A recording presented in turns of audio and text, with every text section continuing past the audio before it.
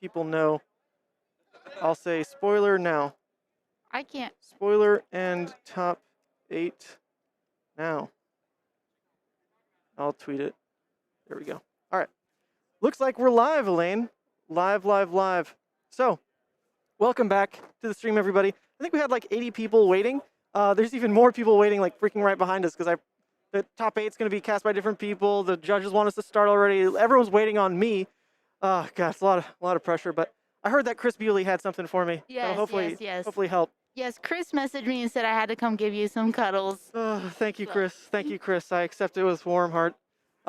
Thank you so much for all the support, Chris, especially all the way out in New Zealand, big homie.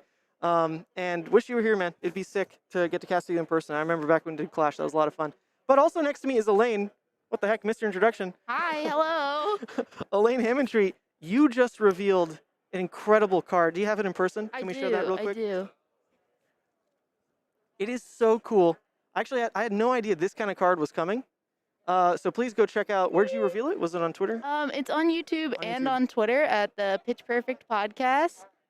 Perfect. What? It is fantastic art. It's actually done by Reardon Del Miro, right? Who's the same guy who did the Erase Face that I got to spoil all the way back in freaking Everfest. Did you spoil Erase Face? Yes, oh my gosh, I didn't even know. How cute. And yet you can't erase my face. How cute.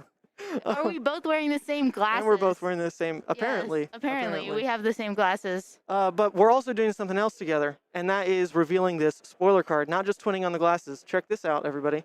Top 8.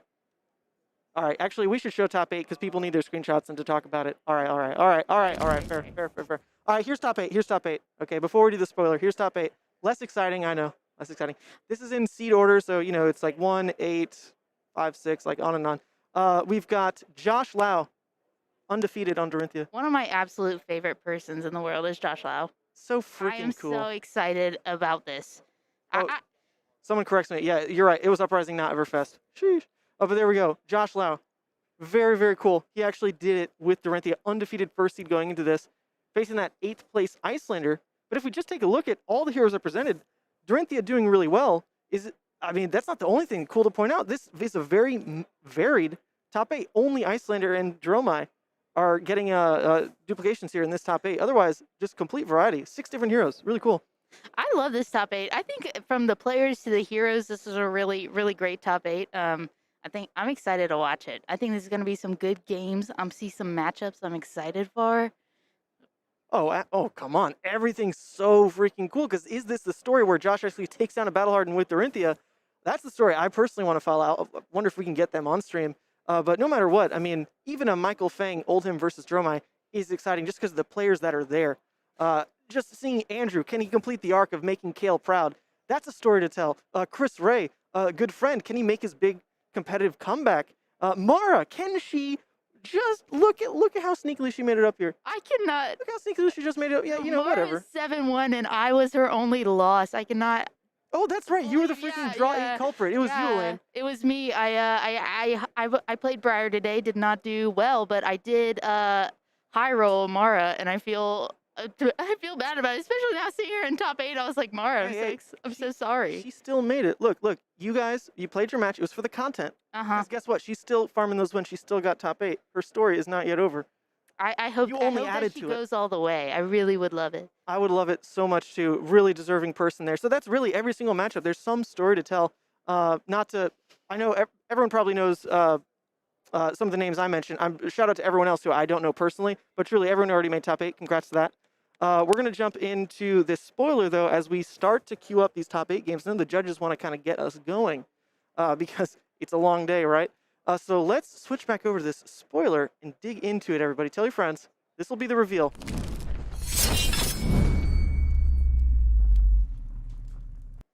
There we go, people. So if you remember where we left off last time, there is only one more thing to reveal here, and that is the text. What does this freaking card do? What's the speculation, Elaine? Because we've got red pitch, 0 cost, 7 attack, non-block. 7 attack, no block. Is that just how good it is? Is the non-block like the only downside? No. Especially this being a 0 cost. There's got to be an additional cost on top of this, right? Maybe a cost, maybe some detrimental effect tied to it. But we should probably let the people know. Yeah, I'm excited. I have no clue. This is a live reaction right now. Live reaction. Did I lose the card itself, though? I actually, like, totally think I did. I really Then. thought it was in this pocket, and it's not, so now I'm terrified. But at least we'll have the digital card, won't we? Holy Yeah. moly, it's actually not in that pocket. Okay, Now I'm... stay Oh, calm. here we stay go, here we calm. go. No, Okay, no. okay. Here it is. We got it, we got it. All right, so we're going to do the digital reveal, live reveal simultaneously, okay? Let me make sure all of these are set. I think I can delete this one pretty safely. This one I need to extend over. Whoa, Ooh. whoa. Ooh. Okay, come on. What's happening here? Let me pull that out. There we go. I can delete this piece safely. Okay, All I right, so see there's how one this last is thing to gonna work. toggle. Yep. All right, here. You can flip the card for the camera. Okay. I'll hit the reveal button in 3, 2, 1. Gore belching. What does it do? When this attacks, reveal cards from the top of your deck until you reveal an attack action card. If you do, banish it, and this card gets -X, where X is the attack of the card banished this way. Otherwise, this card gets -7.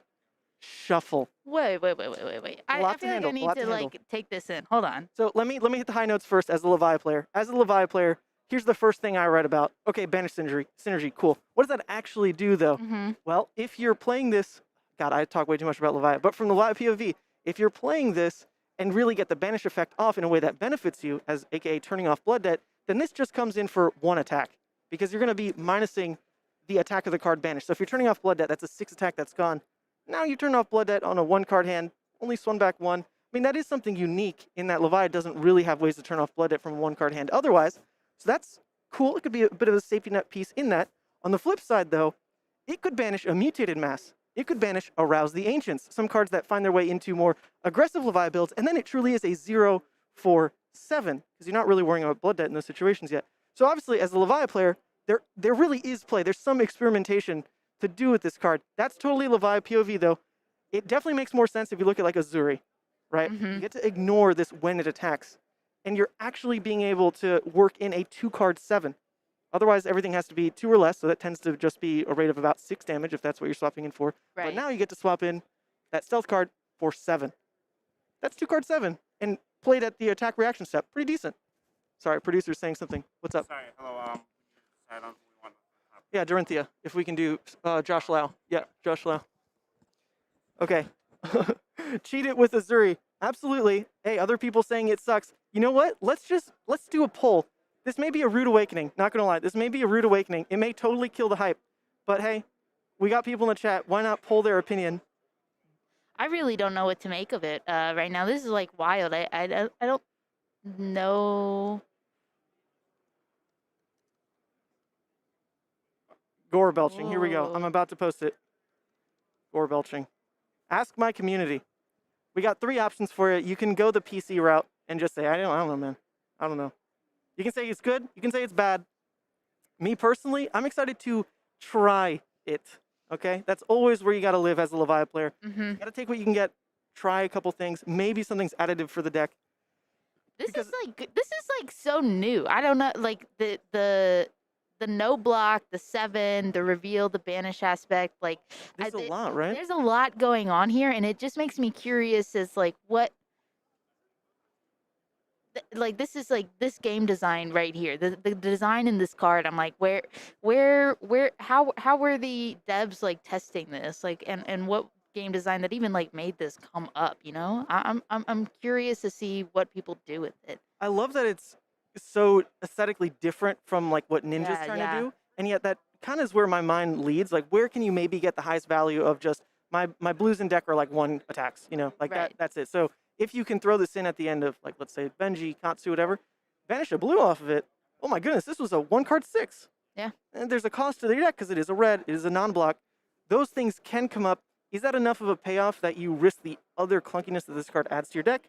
Mm-hmm. The fact that other decks get to make that choice is pretty interesting because like Levi doesn't get to make a lot of choices. If it's clunky, screw it. Like you got to run it because so much of the deck is just that way. So I'll definitely at least try it in Levi as like maybe a one of as this safety net piece of okay, it lets me keep it in Arsenal full block 4 that my opponent was not expecting into a 1-card way to turn off Blood Debt. Maybe you can bake it into that Rouse Mutated Mass Shell and really make it sing. I don't really know if that's where it finds its home. It seems to me more like Azuri gets the most value out of it, just because assassin cards also at blue tend to be base Right, 2. right. Are they base 2 for the most part? I believe so. Well, even her ability to run like those stealth cards potentially in blue means they'd be base 0. Have we really seen that? But they should be. If red is 3, 2, or no, sorry, 1. Base 1. Right. Yeah, base 1. So yeah, maybe Azuri, it starts to make more sense. But there's a lot to explore. A lot of mechanics introduced with this kind of card. Honestly, I'm jealous I didn't get Amnesia, Amnesia though. That card at least has block value on it. It's got 3 block value, okay? It's like an erase face, but it's got 3 block value. I'm curious to see what people are gonna do with this card too. But I also think it's kind of like obvious, right? As to where like this card almost intrigues me more because I want to see the design aspects that come into this and just. I mean, look at the conversations that started right now between me and you, and the thoughts that are brewing. Like this is, I think, that's what makes it a good card. That's what makes this a good game. I'm calling it. As soon as one Levi player smacks this down, banishes Mutated Mass, and you're like, look at that sucker. This is 0 for 7, and I got Mutated Mass and Banish. How good does that feel? It's going to feel amazing. Then every other game, it's going to just absolutely fall flat. But in that game, it'll feel amazing, okay?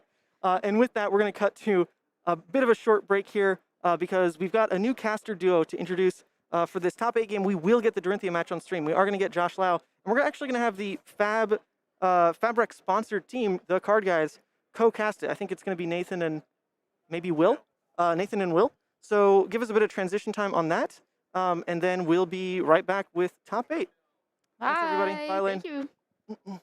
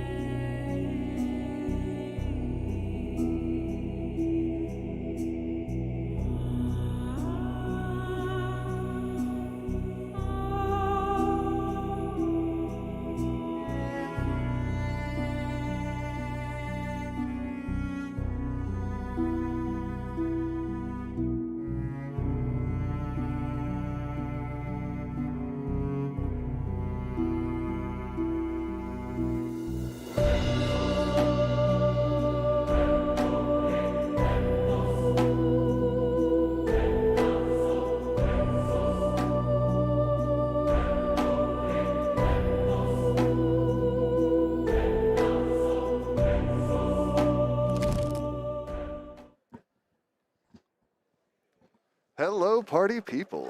All right, all right. We are coming to you live, getting prepared for the top 8. It is looking pretty exciting. We've got some heavy hitters and a couple of lesser-known players as well. All right. Remind me who we're about to see right now. We got Josh on Dorinthia versus an Icelander. Ooh, I know Josh has played Drew. two or three Icelanders today, so he's obviously 8-0, so not too much of an issue so far. But we'll see what he can do during this one. Super excited to obviously be able to cast a teammate. That's always a great opportunity. Once again, this is Nathan Crawford and my buddy Willie Bradshaw commentating the some of the top 8. So we're super excited and looking forward to it. Absolutely. Yep, that's Nathan here and Willie B. This is Flesh and Blood coming to you live. Compliments of FABREC. They're the sponsor of this round. And Mansan is also, a big reason that you're getting this clear picture and these beautiful sultry tones coming to you live. Big shout out to Mansan. Without him, this wouldn't be a thing. Absolutely. So this is exciting. Josh has been it was funny, the super armory didn't go swimmingly for Josh yesterday, and I don't know if he went home and sat down and looked himself in the mirror and then decided today was going to be different. But my man came in here with Dorinthia and is sitting at first seed 8-0 in a very good Battle Hardened. There's some very good players out there today. Absolutely, absolutely. So starting out, we have an Aether Hail Blue. Obviously, Josh, since it's turn 0, he's going to stop as much as that Arcane as he can. And Glistening Steelblade, he knows, is not a very threatening card when Icelander is more than willing to block at the very beginning of this game. So he's more than willing to just pitch that away and see what he draws. So I think it's very important for Josh to kind of pick his spots in this matchup, but at the same time demand answers from the Icelander. And actually, because Icelander loves to work on that 2-card block, 2-card for 8 rotation. But if you do that against Dorinthia, those counters are just going to get out of control. All right, so we're pitching a Heart of Find Out. Obviously, that's not going to gain a life into a Spoils of War, getting that guaranteed go again.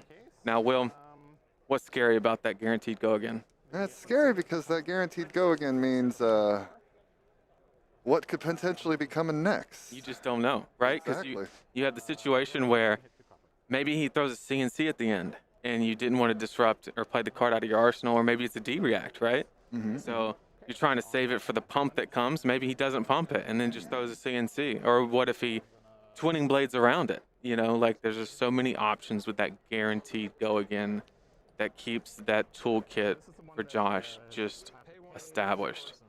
Absolutely. Now, I believe we're probably still in blocks here, correct? I don't think he would have gone to reactions already.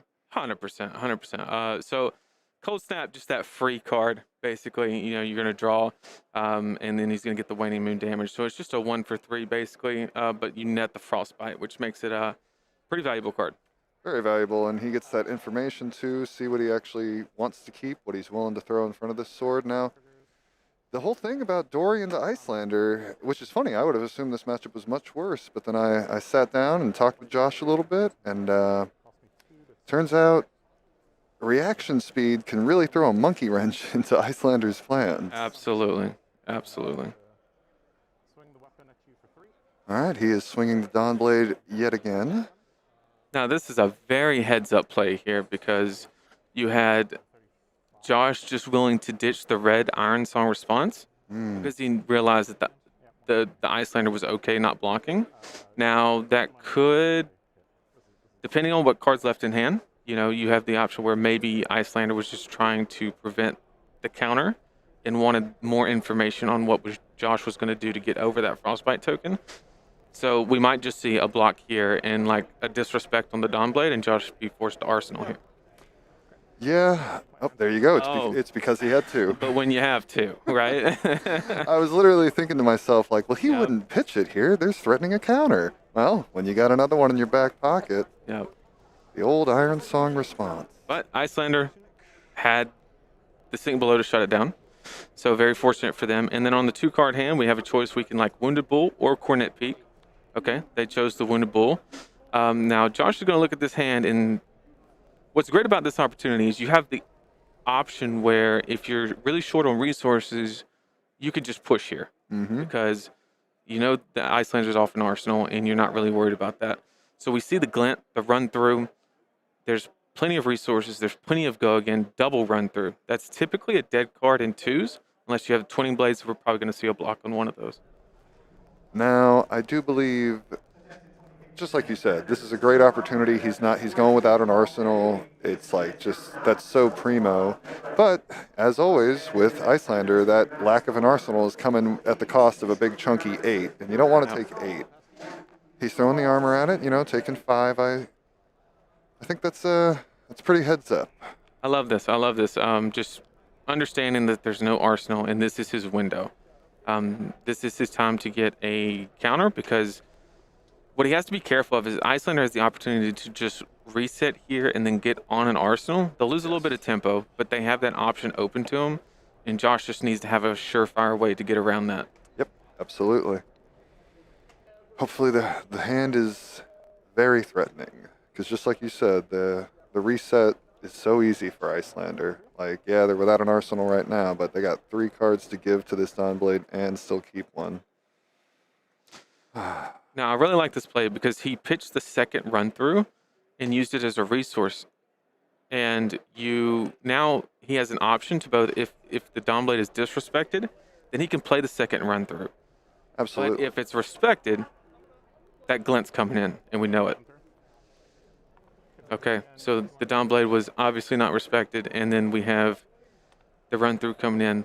The risky part about the run through, though, is that it puts the additional damage on the second swing. So if Icelander has any way to shut that down, and you're not even going to get to see that swing. It can be punishing. It can be punishing. Absolutely.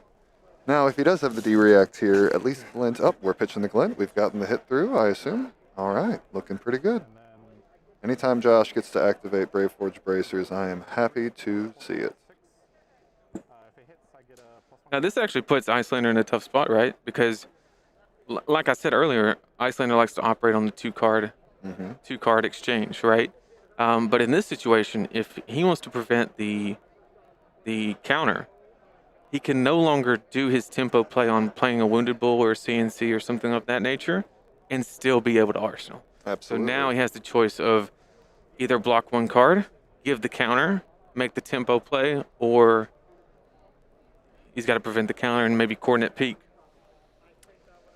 I mean, with 1 card and 1 floating, though, it almost feels like he has to give 3 cards here, and then that's just... It could be. That's great for Josh. I mean, I'd rather him get the counter, but getting 3 cards is pretty darn good. Okay. Yep. Let's see what the last card in hand was. All right, there's the signature spin. Okay. Ooh, the out for blood. So 3 over. So this is probably the worst case scenario. Well, he has the sink. Okay. So that's the sink. Good cover. I don't think Josh minds seeing a sink go away. Once he sees the third one, he's good. He is back. Sink Below, just a heck of a card. It is so good for value. It's got the hand fixing, and then Josh getting him to just arsenal on his turn. No tempo gain, but this was a good reset. This is not too shabby for Drew. Josh really needs something to take advantage of this tempo that he has. We can't see just, Okay, we got a Warrior's Valor, which demands the block. Now, pitch yellow to do it. Yep, so that is kind of worrisome, because if he creates a Frostbite token here, then you're guaranteed... Josh has to show a card, unless he wants to use his Tunic counter. Yeah, absolutely. Warrior's Valor, one of the most efficient and effective ways to give the Dawnblade go again, but it does have that little condition. It is conditional. That's the only part about that card. Only. And that's why Spoils comes in for 2. You got to make the game fair, right? Absolutely. It's funny, go again equaling 1. That is something that you mentioned to me the other day, and I value go again higher than that, but it does add up. It's almost like the devs know what they're doing, right? Those nice boys at LSS and girls.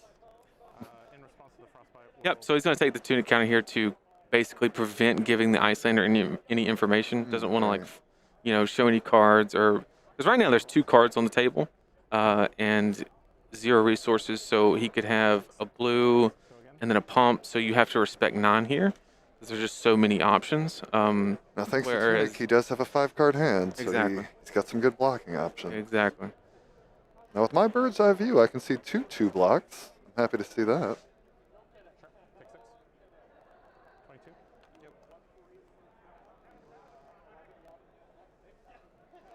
Okay, just said he's late for dinner, taking 6. Wow, taking 6. I mean, you know, it's been a long day. All right. we're pretty hungry. That's right. That's right. He's got a dinner reservation or something. He's not wasting time. This is round Love number it. 9, I believe. So this is the 9th hour of play. Not even counting. Yep. Once again, the same play we saw in the first turn. Pitching that red, knowing Icelander's not willing to block. Now, maybe that I'm not a huge fan of that this turn, because there's there's not another one. Well, there's no way that Icelander's utilizing 5 cards. Like, what does that hand look like, right? Other than 3 scars and then a Cornet Peak or something, something crazy. Like, there's just not many ways that Icelander can take advantage. So you kind of know the block is coming, whether it's for 3, 6. That can be determined. And see here that Iron Song response would be so good. But Arsenal with a Arsenal protector. Absolutely. Protect that Arsenal. Never want any accidental swaps to happen. Right.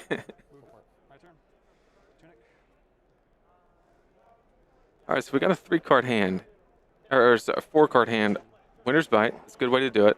Winter's Bite is this a red Winter's Bite or a blue, do you think? It blue looks to me. blue to me. But really, Josh isn't going to run shunts or play shunts in this matchup, so it's effectively the same thing unless you have Tunic counter. Absolutely. That's a great point. Winter's Bite is just an efficient card. Just give me a card, please. I just love the fact that, like, it's one of those cards that can bridge the gap between having like a 4-card playable hand versus a 3-card playable hand. Absolutely. And just make, like, he had the option on that turn not to just throw an extra card. And so he actually got value by evenly respecting the Dawnblade, not over-respecting it. Absolutely. Now there was pretty obvious that he didn't have to worry too much, but very interesting. Now the color that Josh gives up here is the most important piece of information for the Icelander. Could be very telling. If you see a blue, you know he has a blue, because he's never going to give his only blue, right? If he gives a yellow, that could either mean that that basically also means that he has a blue, because he's not going to give his only yellow, right? If he doesn't have a blue. So discarding a red is like more than likely the route here. But, I would imagine maybe a route. But Josh is the one that went 8-0, so I would love for him to show us. True. Now, what are the odds you think that the Coronet Peak is going to follow up this little thing right here? I guess it depends on what kind of card he gives up. No, I think Coronet Peak's really only an option when you're on a 2-card hand with Icelander, because you're wasting that. He currently has 3, so I think we could see I couldn't quite see the cards in hand, but yeah, like an Ice Vein or something like that. That makes a lot of sense. Yep. That makes a lot of sense. I like that he's. So that's actually an interesting point there, that he favored the Insidious Chill over the Polar Blast. And in this matchup, that's probably pretty accurate, because you really need to, the more you disrupt, the easier the math becomes on the defensive side against Dorinthia. Absolutely. Now, it's a little too bad he didn't pitch that blue on the first thing. He wanted the blue, but it would have been nice if he could have just shut that down by just paying into the 2 and paying into the 1. Yep, so Icelander's just making a tempo move here, and Josh just did the efficient stop a damage, pay the tax, go on about your day. And hopefully Josh will have, another blue to kind of push forward a little bit, but with 3 cards, there's really only so much. So, like, you could see, like, a Warrior's Valor into a swing, but then you really know, like... Yeah, that was very good play from our Icelander player. Pitching the Singing Steel Blade. I think that's very heads up of Josh realizing that there's a very low chance that this actually gets blocked, because there's a very because he knows there's Insidious Chill, right? So that's going to cost 2 cards. And then Icelander will have 2 cards left after he plays the Insidious Chill out, more than likely, and then that's going to basically mean that Icelander's not going to want to block this. So very heads up on getting rid of the card that is not going to be live off of the reprise, and it's basically just +1 without it. Now, thanks to the power of Puncture, he did get 6 damage through there. He did. And he's getting to play this out without it having to be too much of a burden. I was thinking that the Insidious Chill can sometimes be a bit of a pain to get out of your arsenal, but luckily he didn't have to take... Well, he took 6 damage for it, so there's that.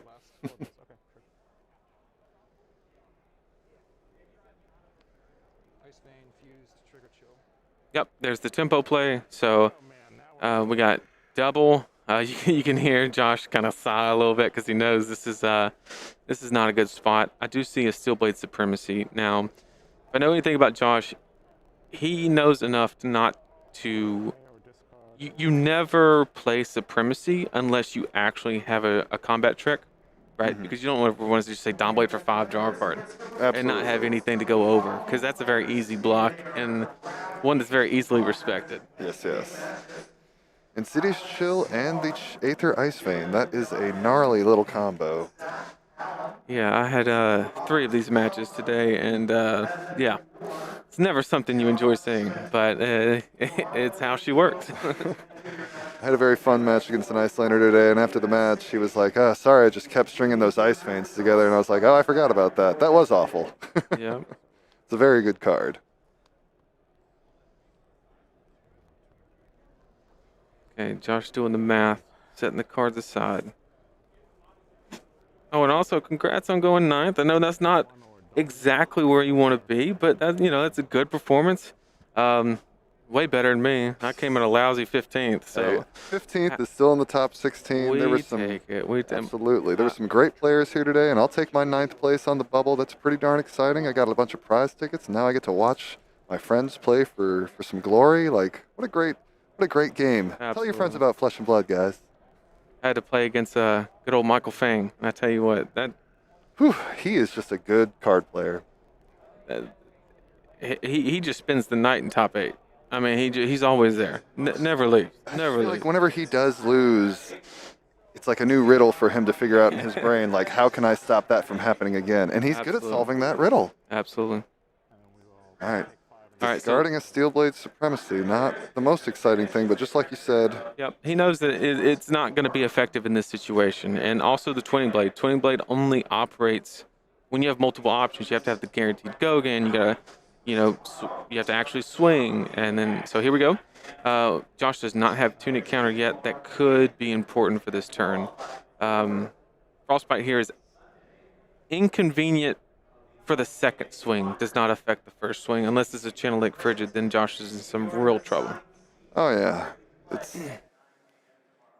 It's always nerve-wracking to wonder when the Icelander is going to spit out that Channel Lake Frigid, because it's so backbreaking.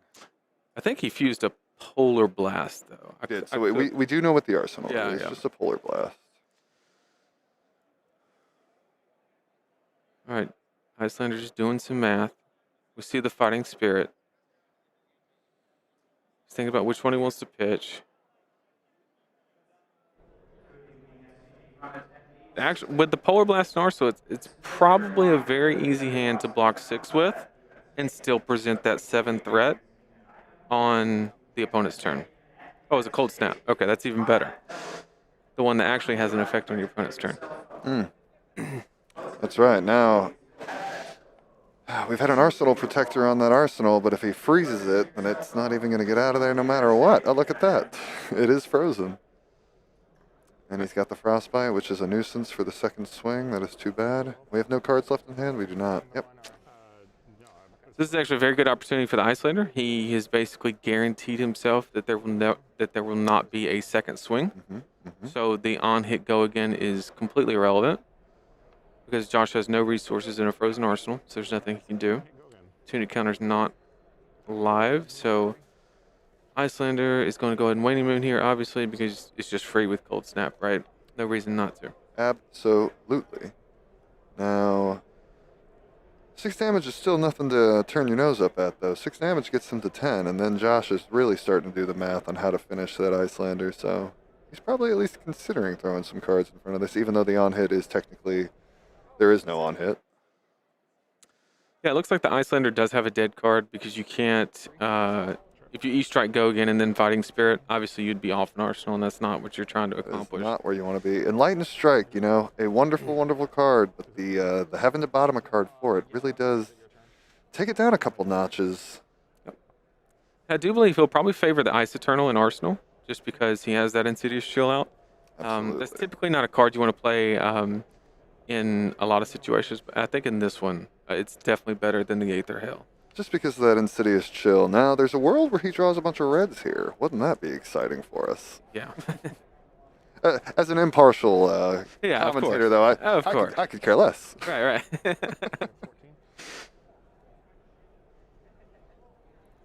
Shout out to Ethan. Just the coverage, the hard work put in, just the quality too. Look at these hand cams. You got, well, for Josh it's a shoulder and hand cam, but I mean, just you got the pictures of the cards. You got our beautiful voices. Just so many great things, right? Real shout out to Ethan for putting all this together. I know it has to have a ton of work behind it. Ton of work. Well, I saw a comment from Carolina Alvarez, Exude Confidence herself. She said that these sultry tones were just, she couldn't hardly listen. She was going wild. So okay. we might need to scale it back a little bit. Okay. Well, we'll pump the brakes a little bit. All right, Findell's Fighting Spirit, the good old 3 for 8. Josh thinking real hard on the 7 because we know the bracers are going in. That's inevitable, right? It's just whether he blocks 1 card or 2. I think that's the real decision point here. And that's what's so great about Icelander is she puts you in those difficult decisions where it's like, I have an extra blue. But when you flip over Channel Frigid after I play my Spoils of War, now I don't have an extra blue. And it really puts you in those spots where you don't want to block with them. Mm-hmm. But then when they don't have it, then you lost efficiency because you held that blue and all you're going to do is like pump with bracers or something, Absolutely. Now 15, not too scared at 15, but that 13 health range is where the opposing player needs to be a little bit worried against an Icelander. So Steelblade, Insidious is probably going to do a lot of work here. All right, there's that Supremacy. Really important card. This is a real big turn for Josh. He has Tunic counter. Thinking about what to pitch. We do have the blue secured. 2 cards. Go again is not required because bolters are alive. So if it's just pumps, it's just good enough. So Josh really has to make something happen here. The last thing you want to be is even life with Icelander. That does not mean the game is going. It is not even. No. That means you are behind. Absolutely. That Insidious Chill is going to do a lot of heavy lifting right here. It will. But Steelblade Supremacy does demand a lot. We will see what happens.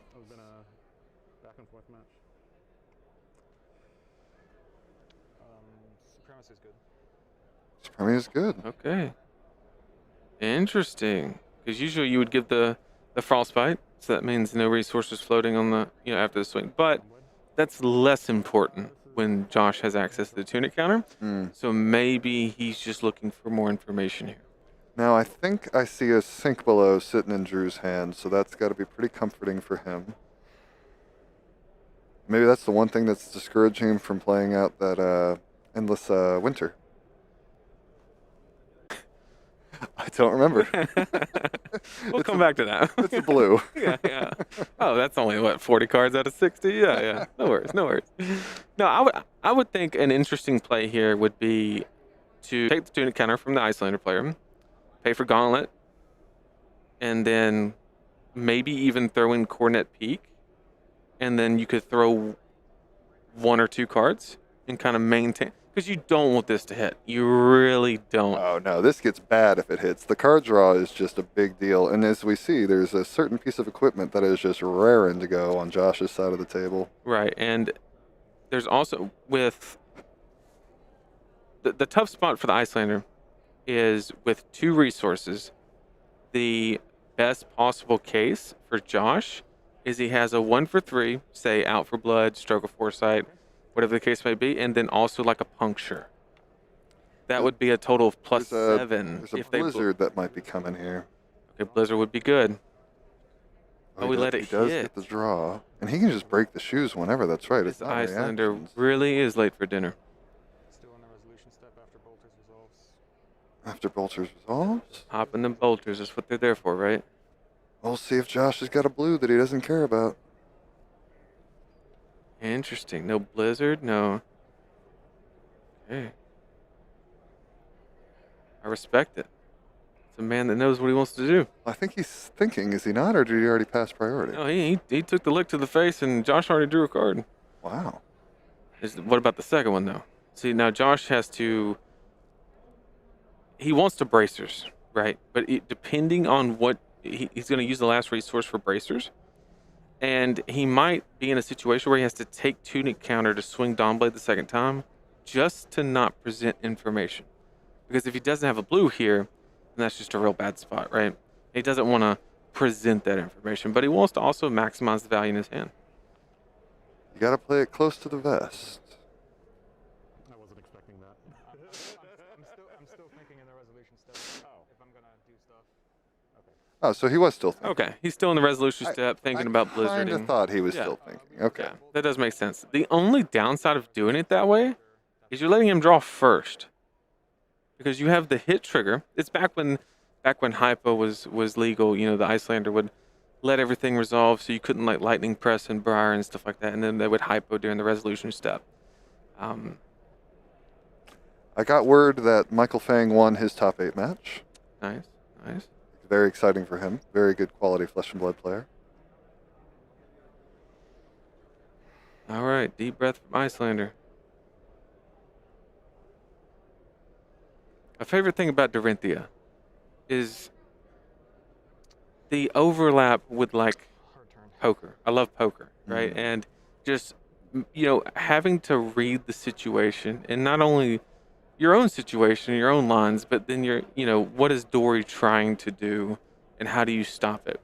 And sometimes Dori can just get value from nothing, just have nothing, and just somebody over respect it. And I just love that part about that hero. Don't play her, but do love it. But speaking of poker, Josh is playing this very close to the vest. And I like to see it. Keep all the mysteries hidden. It's nice to see an Icelander actually be on the coals. Oh, pitching that Channel Lake. It's a card Icelander never wants to pitch. Absolutely. Always wants to play. Channel Lake Bridge. It just does everything. Oh, it's Blocks so good. 3, Gives blue. you a frostbite when they play it ice. on your turn. Like, oh, It's- here we go. Okay, that's pretty good. That is pretty good. So I guess he's basically showing the blizzard. So he Used used it. to get the Insidious Chill. He's threatening to make 2 ruin chants, it looks like, or 2 frostbites. Did he take Tunic Counter? Did he pay 4 into it? So the chill is first. Yep. Ice Eternal, that's what it's called. What did I say? Endless Winter? Yeah, so close. So close. So close. They both make frostbites. You were happy. Yeah. Specializations. One's just red, one's just blue. One's an attack, one's a non-attack. You know, one comes in for 8. You know. Yeah, all these things and more. Yeah.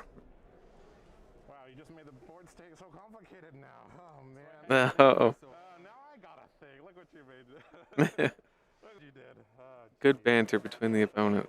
All right, well, now that Josh has got full information, he can make a more educated decision, though, even though the information might not be the kind that he likes to see. Now he has to be careful because they're still in resolution, right? The go again has not resolved on the attack. That's right. So the Icelander is in a situation where, depending on what Josh shows / does that blizzard, give another. You'll take 6 damage. It'll go to 3. Supremacy. Okay. Yep. Oh no. I'll What? get a counter on Dawnblade. Yep. It's Are still you it's serious? making noise. It is making noise? Mhm. Wait, was it making noise last time? Yeah, it was. Oh, can we still hear voices oh, before? oh, Oop, oop, it's oop. not over. It's not crashed. Okay.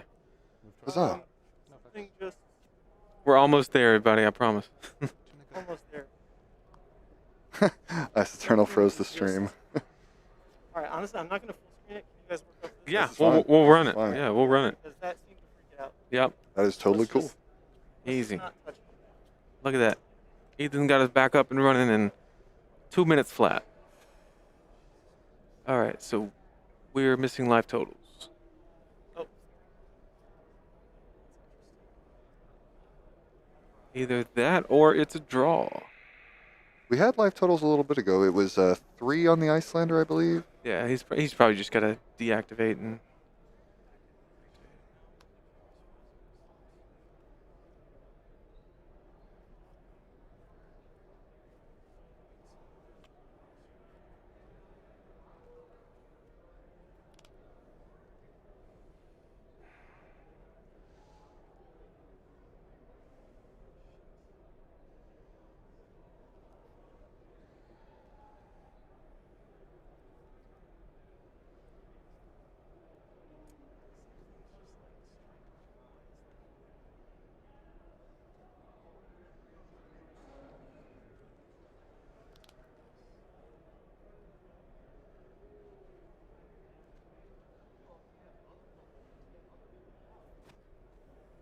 Alright, well, if they can hear you, keep talking. Alrighty. Sorry, guys, but dealing with some technical difficulties. Ethan's just such a whiz at it. I was just leaned back with my eyes glazed over watching him work. But we're still here. We're still excited about this match and this top 8. Cal said Nathan's deep voice was messing with the frequency. I saw that Mephisto blamed me. I Yeah, don't know what to tell you, Mephisto. I'm just here having a good time. that's it. We're just hanging out. We're just hanging out. All right, so we have a wounded bull coming in at Josh though, and it's a big chunky boy, and I believe Josh was at 9 last I saw. Maybe he was 11. I'm not certain. Yeah, I'm no scientist, but I think he's gonna block this one. Oh, I would imagine so. Yes, Yeah. especially considering I believe there's no arsenal, or does he still have a card in hand? I can't tell. No, he's got a card in hand. Okay, yeah. He might even have 2 cards in hand. Yeah. Okay. And the Icelander did give up the Cornet Peak on the last swing on the Supremacy, I'm assuming. Mm-hmm. The second swing is, I think, what we missed during our little 2-minute break that nobody expected.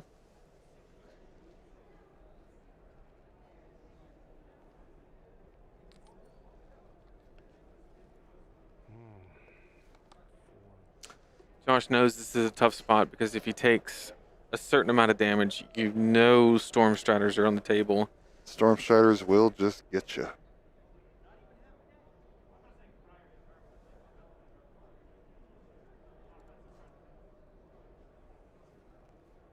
Oh, Josh is at 13. That's nice to see. Well, that's a little better.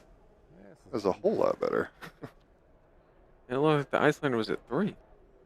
I do believe the Icelander is at 3, which is Okay. very exciting. Now, you know, you're not out of the woods yet. I've very often had an Icelander at 1 while I was at 13, and yet I'm the one who lost the match. So Josh is not out of the woods yet. Well, the beautiful thing about Icelander being at 3 is you just no longer care about Go Again. You're right. Like, what Glint the Quicksilver is a draw card. They won't care about the Go Again, right? Mm-hmm. Because as long as you just get over by 3, you win the game. So that does alleviate kind of the cost curve structure within Josh's lines, because he can say, oh, I can block with this blue because I'm good with just a yellow and a blue if I really need it, because I'm just swinging once and trying to play for a route or whatever card he might be looking for. Now Josh is going to 9 here. There is an awful lot of ways that Icelander can do 9.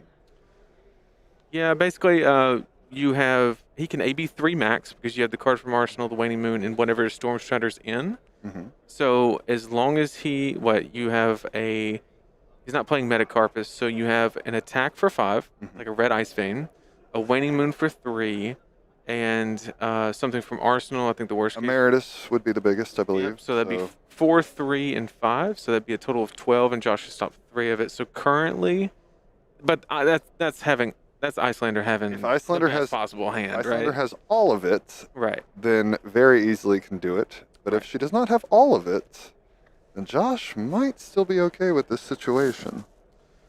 But I know it's relaxing for Josh to not have to worry about the go again. It's just huge because it's just one less thing you have to factor in. All he needs to do is, and for those of you who don't know, Josh on the back of his route card, he has a stat track. For those of you who have played like games like Counter-Strike or whatever, it's like it keeps like track of like the number of kills and stuff. He literally has one on his route.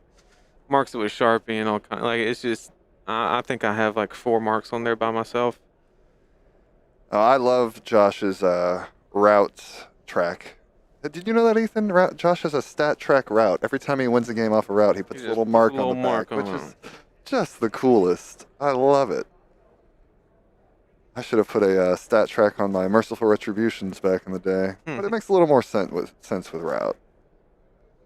You love to see it. Yeah, Briar doesn't have anything that cool. Stat I guess track a CMH. Yeah, you can't really stat track a CMH. That's not cool. That's not cool. Oh.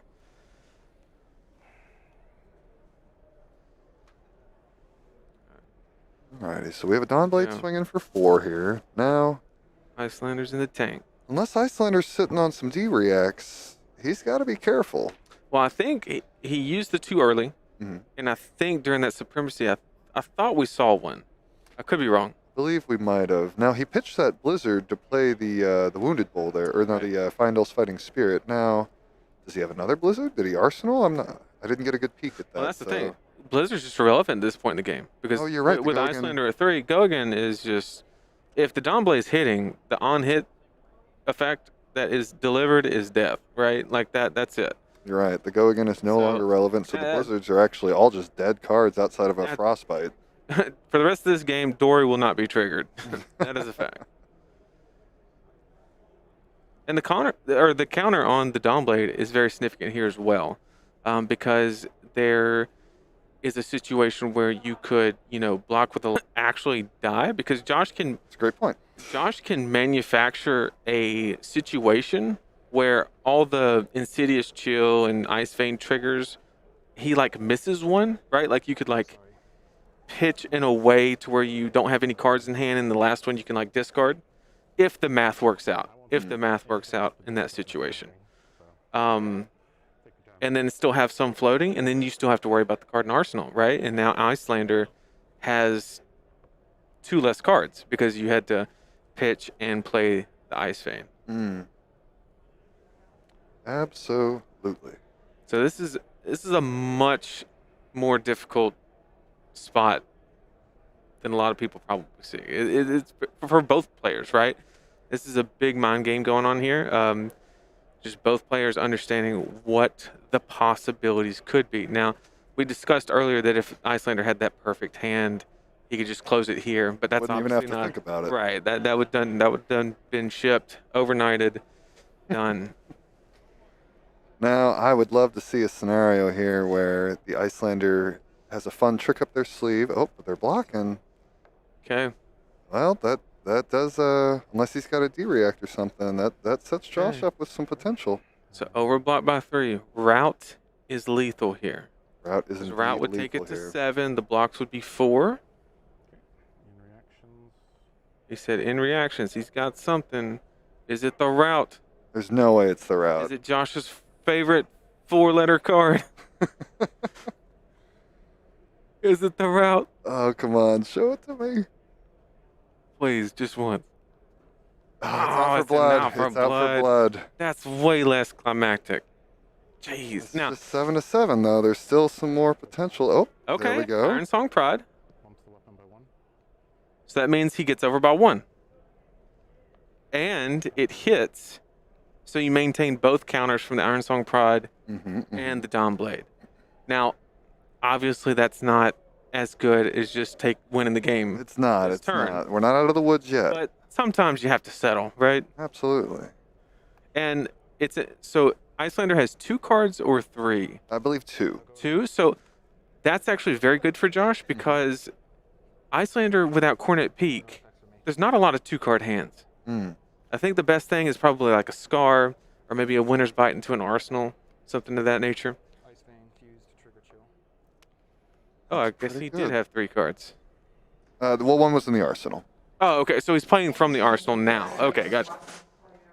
Oh, it was a red one. Oh, it was a red one. That makes That's sense. That makes pretty. sense, yeah. That's pretty darn good right there. Yeah, that's that is brutal. He'll get at least 2 cards here. He has to. Josh knows he has to AB. Oh, this is actually really bad because the blue Ice Bolt is coming in. So let's do the math here, right? So we have 4 coming in. You can't stop it, right? So Josh down to 5. Josh is at 5. Then you have a 3 that's going to be an arsenal for next You have turn. 3 on the Ice Bolt, 3 on the Waning Moon. So literally any 2, if he can Striders in any 2 arcane damage attack, He's got it. he's got it. Yeah. So very unfortunate for Josh. There's still a possibility. The Icelander could draw an absolute brick, but things are not looking good for our hero.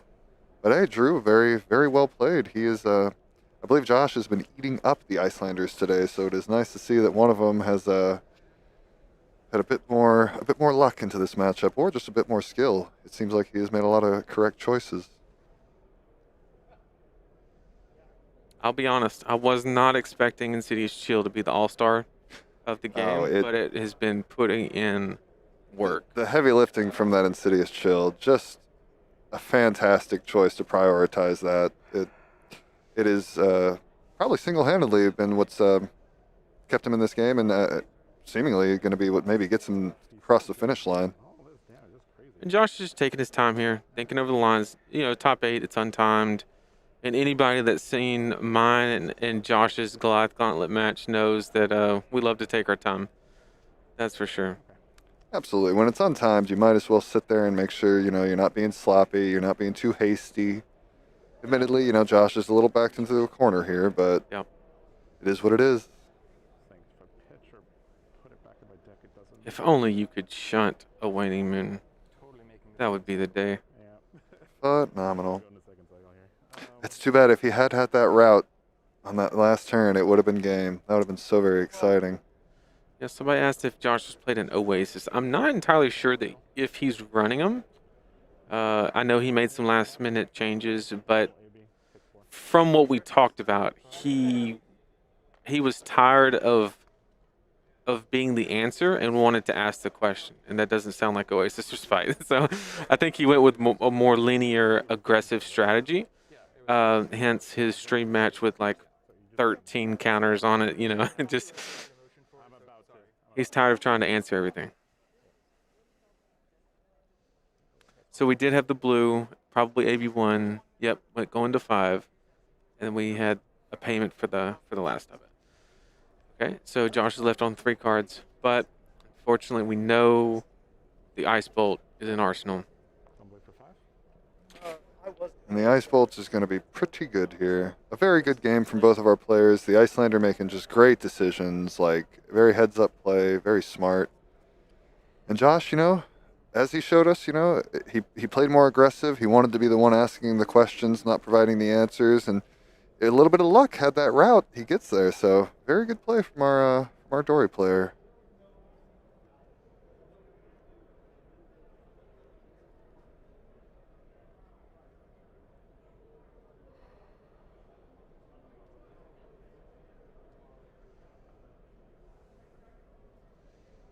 I see an Ice Vein.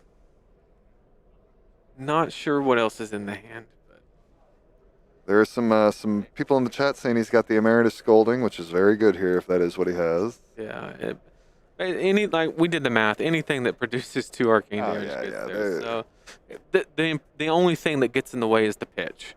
He has to pay for the Waning Moon. He has to pay. Ice Bolt costs 2. So that's 4 resources, then Storm Striders is 5, and then he needs to pay for whatever he's playing. So he needs at least 2 blues to play all the cards. The deck does play a lot of blues. That's a fact.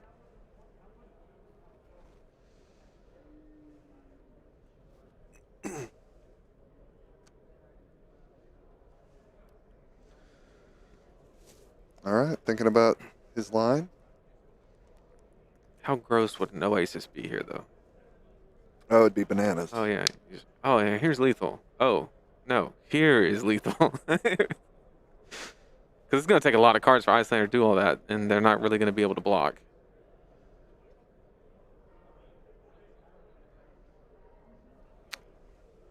You know, I forget. Was Josh running Oasis into Icelander? Do you recall? I don't think so. I don't think so either. It's too bad. It'd be very, very nice here, but that's the kind of thing where like a lot of cards are perfect in that specific moment.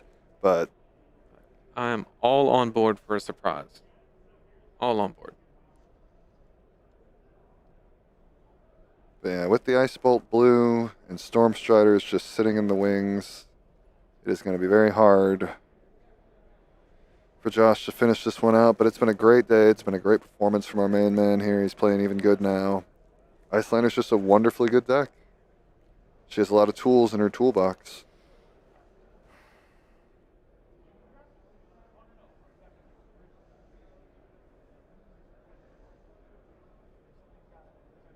If only Josh could have found a window to utilize those copper tokens. Then maybe. Those copper No. tokens could have made all the difference. No, that is decoration, is what that is. They are. He's making a necklace of coppers. Yeah.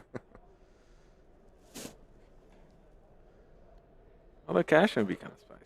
Well, he's blocking. I guess maybe there's like a resource problem, because I think anybody that plays any kind of wizard for any amount of time, like, you get very good at like, okay, if he has this, I need this much, and that's like one of the first things you kind of grasp. So it could have been just not enough resources. That's just entirely possible. Yep. So Josh is gonna drop to 2 here. He can obviously only AB 1. Or drop to 1 here. Oh yeah, sorry. Drop to 1 because he can only AB 1. And he's not stridering. Wow. Well, it is unfortunate that Josh didn't have a response there. That'd have been nice. Well, I mean, he doesn't really need to, right? Because now Icelander draws up, and now he can do it.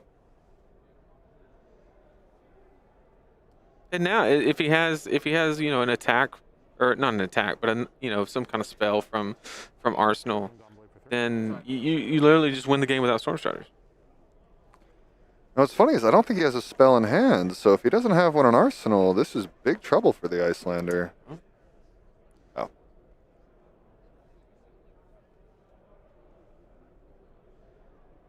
Moon for game? I believe he Arsenal Emeritus. That is the word that I'm yeah. getting, yeah. That's, if there was ever one to do it, that's the one. Oh, it'll get it done here. Yet another window for Maybe Oasis to blow it out. Well, no, I guess the wand would still get you there. Josh's Arsenal's kind of been there a minute, hasn't it? It has been. You think maybe the Icelander thought that the only way he loses this match was Oasis? was Oasis? There's a chance that and he was thinking about playing around it. Yeah, maybe he was like, you know what? I don't need to win the game right now. I could just keep playing this game, wait till I have all the information I need, and then do it. It hasn't resolved yet. Draw a card, put a card on the top or bottom. Scolding for 4. There's the scolding. That looks like it. Unless we got a surprise Oasis out of nowhere. Well played. GG. A very well played game, 1-2. Congratulations to our winner, Drew. He played a great match. And Josh kept it very close. Very exciting stuff. Great stuff, everybody. You didn't have seal. Well, what do you think about that? What a great one. I mean, What a great one. 1-2. Anytime you have a close match like that, that's the best flesh and blood you can have. Not to mention just a premier hero like Icelander, who's just at the top of the pinnacle of her. You're Ethan now. Look at that. We'll roll with it. I imagine when the crash happened, there was some things. Yeah, I promise I'm not Elaine. I promise. But yeah, such a great match. Both players navigated it so well. Oh, absolutely. Right? Just the Icelander understanding the tempo and not letting, because you can have tempo, but then Dori just demands it via certain cards like Glistening Steelblade, Steelblade Supremacy, things of that nature. And just the Icelander did a great job of understanding the situation, preventing mishaps from happening, and just really managed that game. having the heads-up play when you've got two choices. I'm sure so many Icelanders look at Polar Blast and think like, ooh, what a great Arsenal target. But no, the real Arsenal target was the Insidious Chill, and she made the right choice, or he made the right choice. Absolutely. Yep. All right, we're gonna tag Ethan in. All right, thanks for. Oh, that was awesome, guys. I'm so sorry I crashed in that moment. No worries. Sucks. Okay, everyone. So there were like 3 sequence events back to back to back of internet dying, and then computer dying, and then cameras dying. Of course, it happens in freaking top 8. Going insane. I need to restart OBS. Is definitely part of the problem here. It's having an issue remembering what settings I had it at before the crash. So I do have to do that real quick. And I believe the stream will stay live. It'll take like 2 seconds to reconnect. So apologies on that. In the meantime, let me pull up the bracket. I do need to update parts. I believe we're back. I believe that fixed everything, at least from the test that I was doing. I think OBS will be live. Real quick, everybody, let's do a giveaway while I fix the other things in here, because FABREC is an incredible sponsor, and they have come through again with an amazing giveaway. So check this one out. All right, check this one out. If you type in FABREC right now, type in FABREC as you see it on the screen, you will be entered to win a box of Outsiders, people. A box of Outsiders from FABREC. Thank you, sponsor. Literally, spam FABREC in the chat. You want this. They can't send it to you now, but when the set comes out, they're going to be sending you a box of Outsiders. Let me fix things in the background. Bear with me. But in the meantime, spam FABREC, just like this. Spam FABREC. You're going to see me because I do have to leave this on screen, but I'm going to be tinkering, so apologies if I say nothing.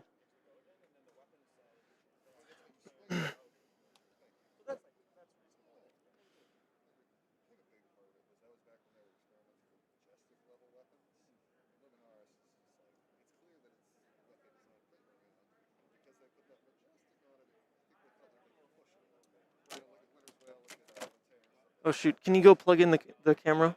The camera on Josh's side is unplugged. Go plug it in. No, I unplugged it.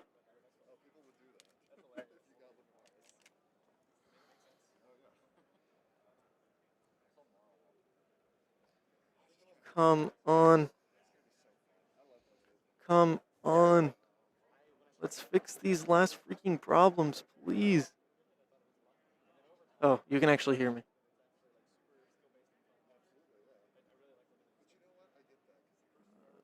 Come on, cameras. Bear with me. Yeah, keep typing FABREC in the meantime. Keep typing FABREC for this Outsiders box giveaway. All right. In the meantime, let's watch that ad about FABREC, and then we'll do the drawing, okay? Here's FABREC.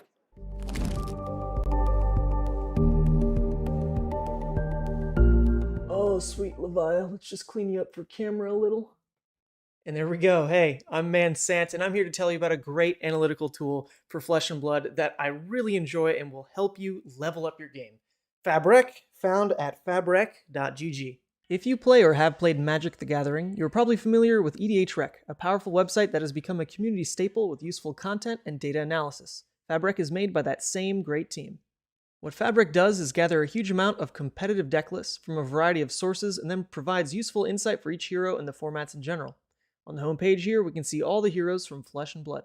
It's defaulted to show both the young and old, but you can set your tab to Blitz or CC only if you'd like. And here we have Dromai Ash Artist, a powerful and new fun hero from the Uprising set. Instantly, we can see statistics taken from the average of all the deck lists for Dromai. Now, the first thing you can see is the card distribution, pitch, and cost averages. As expected, Dromai has a high number of red cards, and a high number of 0 and 1 cost cards. Additionally, this card distribution chart shows the significant usage of defense reactions. Now, as we scroll down, you will see the most commonly played cards in Dromai separated by their type. Notice the high usage of Phantasmal Footsteps, and lesser so with more niche cards like Crowned Reflection that you normally see coming up in a Dromai's sideboard. Now, scrolling down further, we get to the juicy part, what I definitely want to see, the most popular dragons. Notice how Invoke Chromai, Kyloria, and Miragai are showing up nearly 100% of the time in Dromai decks. These are clearly the staple dragons you want to start your deck with. Now further down we see the dragons people tend to pass up on in their Dromai decks, namely Vincerikai and Themai. So back at the homepage, there are similar data for all the heroes in the world of Wraith. It's a great way for new players to explore each hero and see what cards and types of cards that hero likes to use. Additionally, you can check out the most popular cards in Blitz and Classic Constructed in their Staples tab. Here we see the most popular generic cards that are showing up in each deck, which is really useful for deciding which to invest in as you are getting into the game, since these cards are being used for sure across multiple heroes. Similarly, you can see class staples on this page here, and don't you know it, I'm going to go ahead and click on Brute. Now, as expected, here are the most popular cards by type that are used across each Brute hero, including our favorite, Levia. Now, we'd like to thank you for tuning into the video here, and be sure to check out my content on Mansant at YouTube, streams, gameplay, everything to do with Levia, and keep your eye out for FABREC as well. Future features, for sure. Try it now, a great tool for Flesh and Blood players right here on fabrec.gg.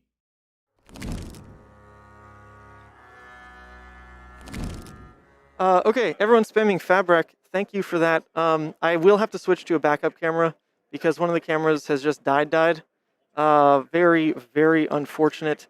But we were able to take an extra bit of time before we start this match. It's going to be Mara versus the same Icelander we just saw, whose name I don't remember. I apologize.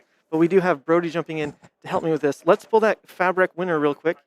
FABREC winner, ready. Everyone's spamming it. Someone even spammed RecFab. And 3, 2, 1, roll it. Paulo Fernandez.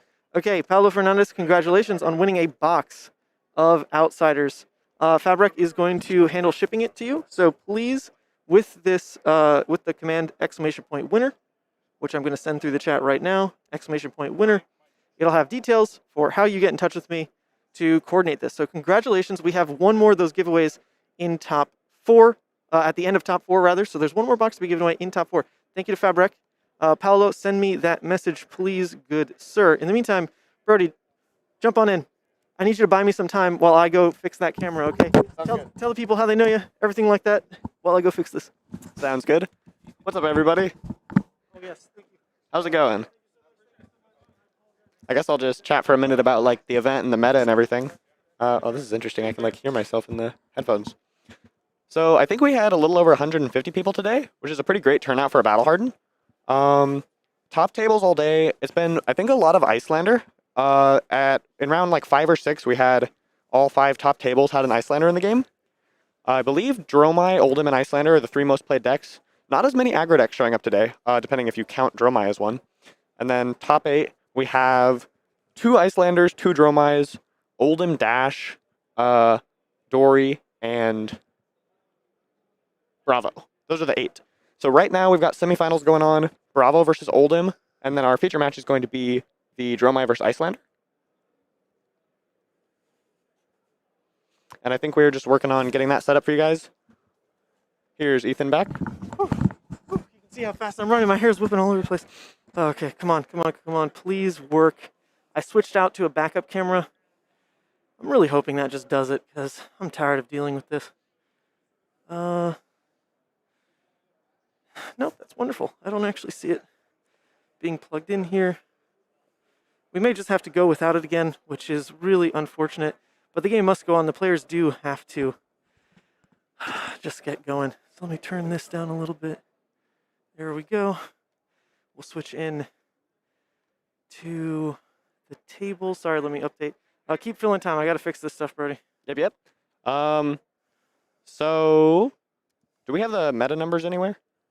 Yeah, they were on a different screen, which I don't have pulled up. I can open it real quick. I'm just going to chat about the metagame here.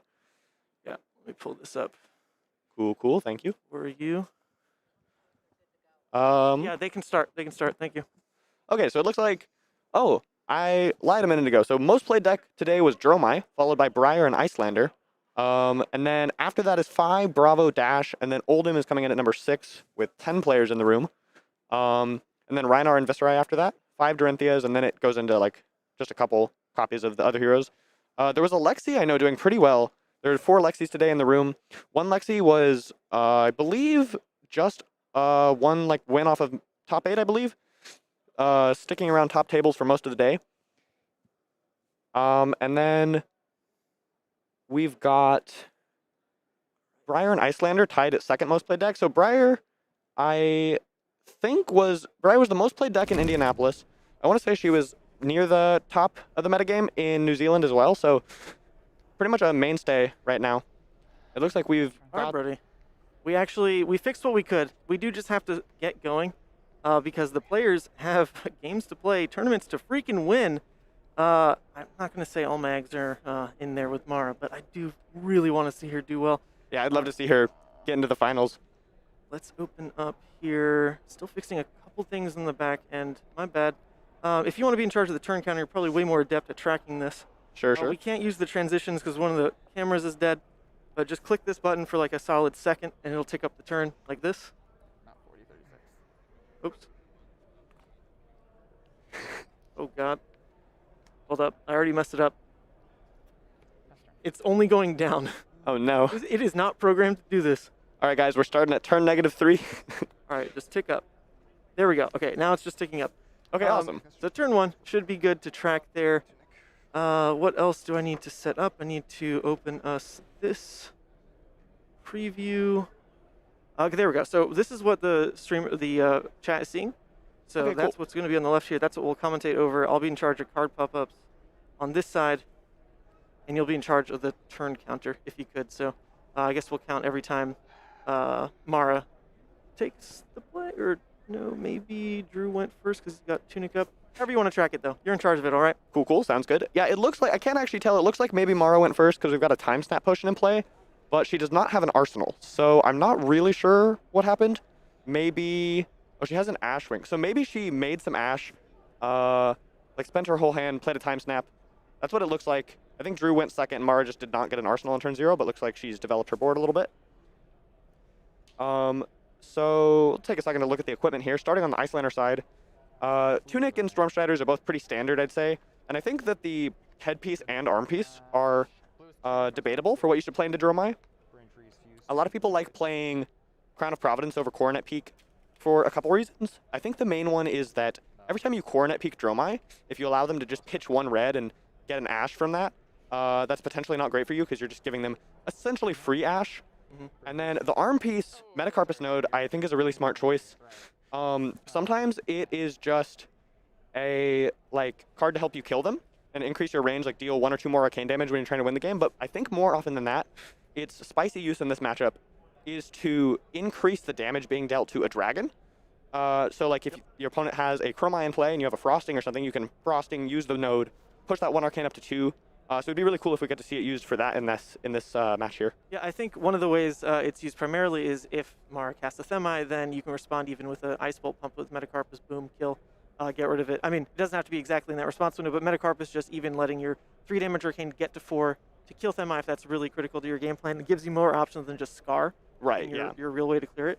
So that's how I've heard Icelanders speak for, but this is a couple things we need to catch up with before we dive too deep in the game because I wasn't able to do that top 4 breakdown. Just to let people know, Michael Feng did win. We wanted to get him on for top 8, but they went ahead and started their match, so that is playing somewhere else in the room. Do you know his opponent? His opponent is the Bravo. I believe his name Bravo. Andrew is... Lorenz. Yep. Yes. Okay, so it's Oldhim versus Bravo in the other top 4. We're trying to go really quick here because the venue, in theory, closes in like an hour. So they are. I don't unfortunately have all the time to get things together in line with SCG.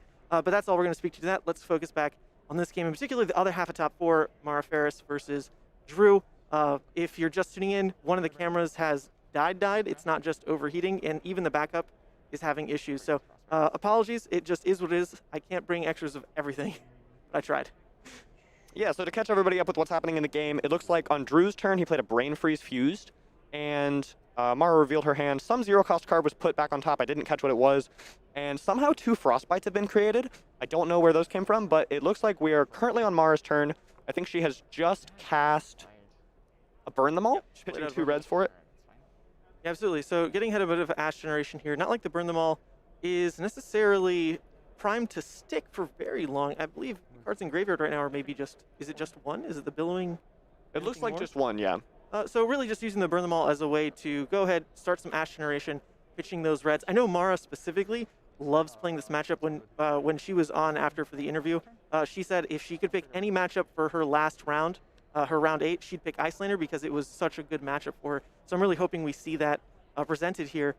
Not like the game's gotten too too deep. It just went from 40 to 43, back down to 40. It's like we just started afresh.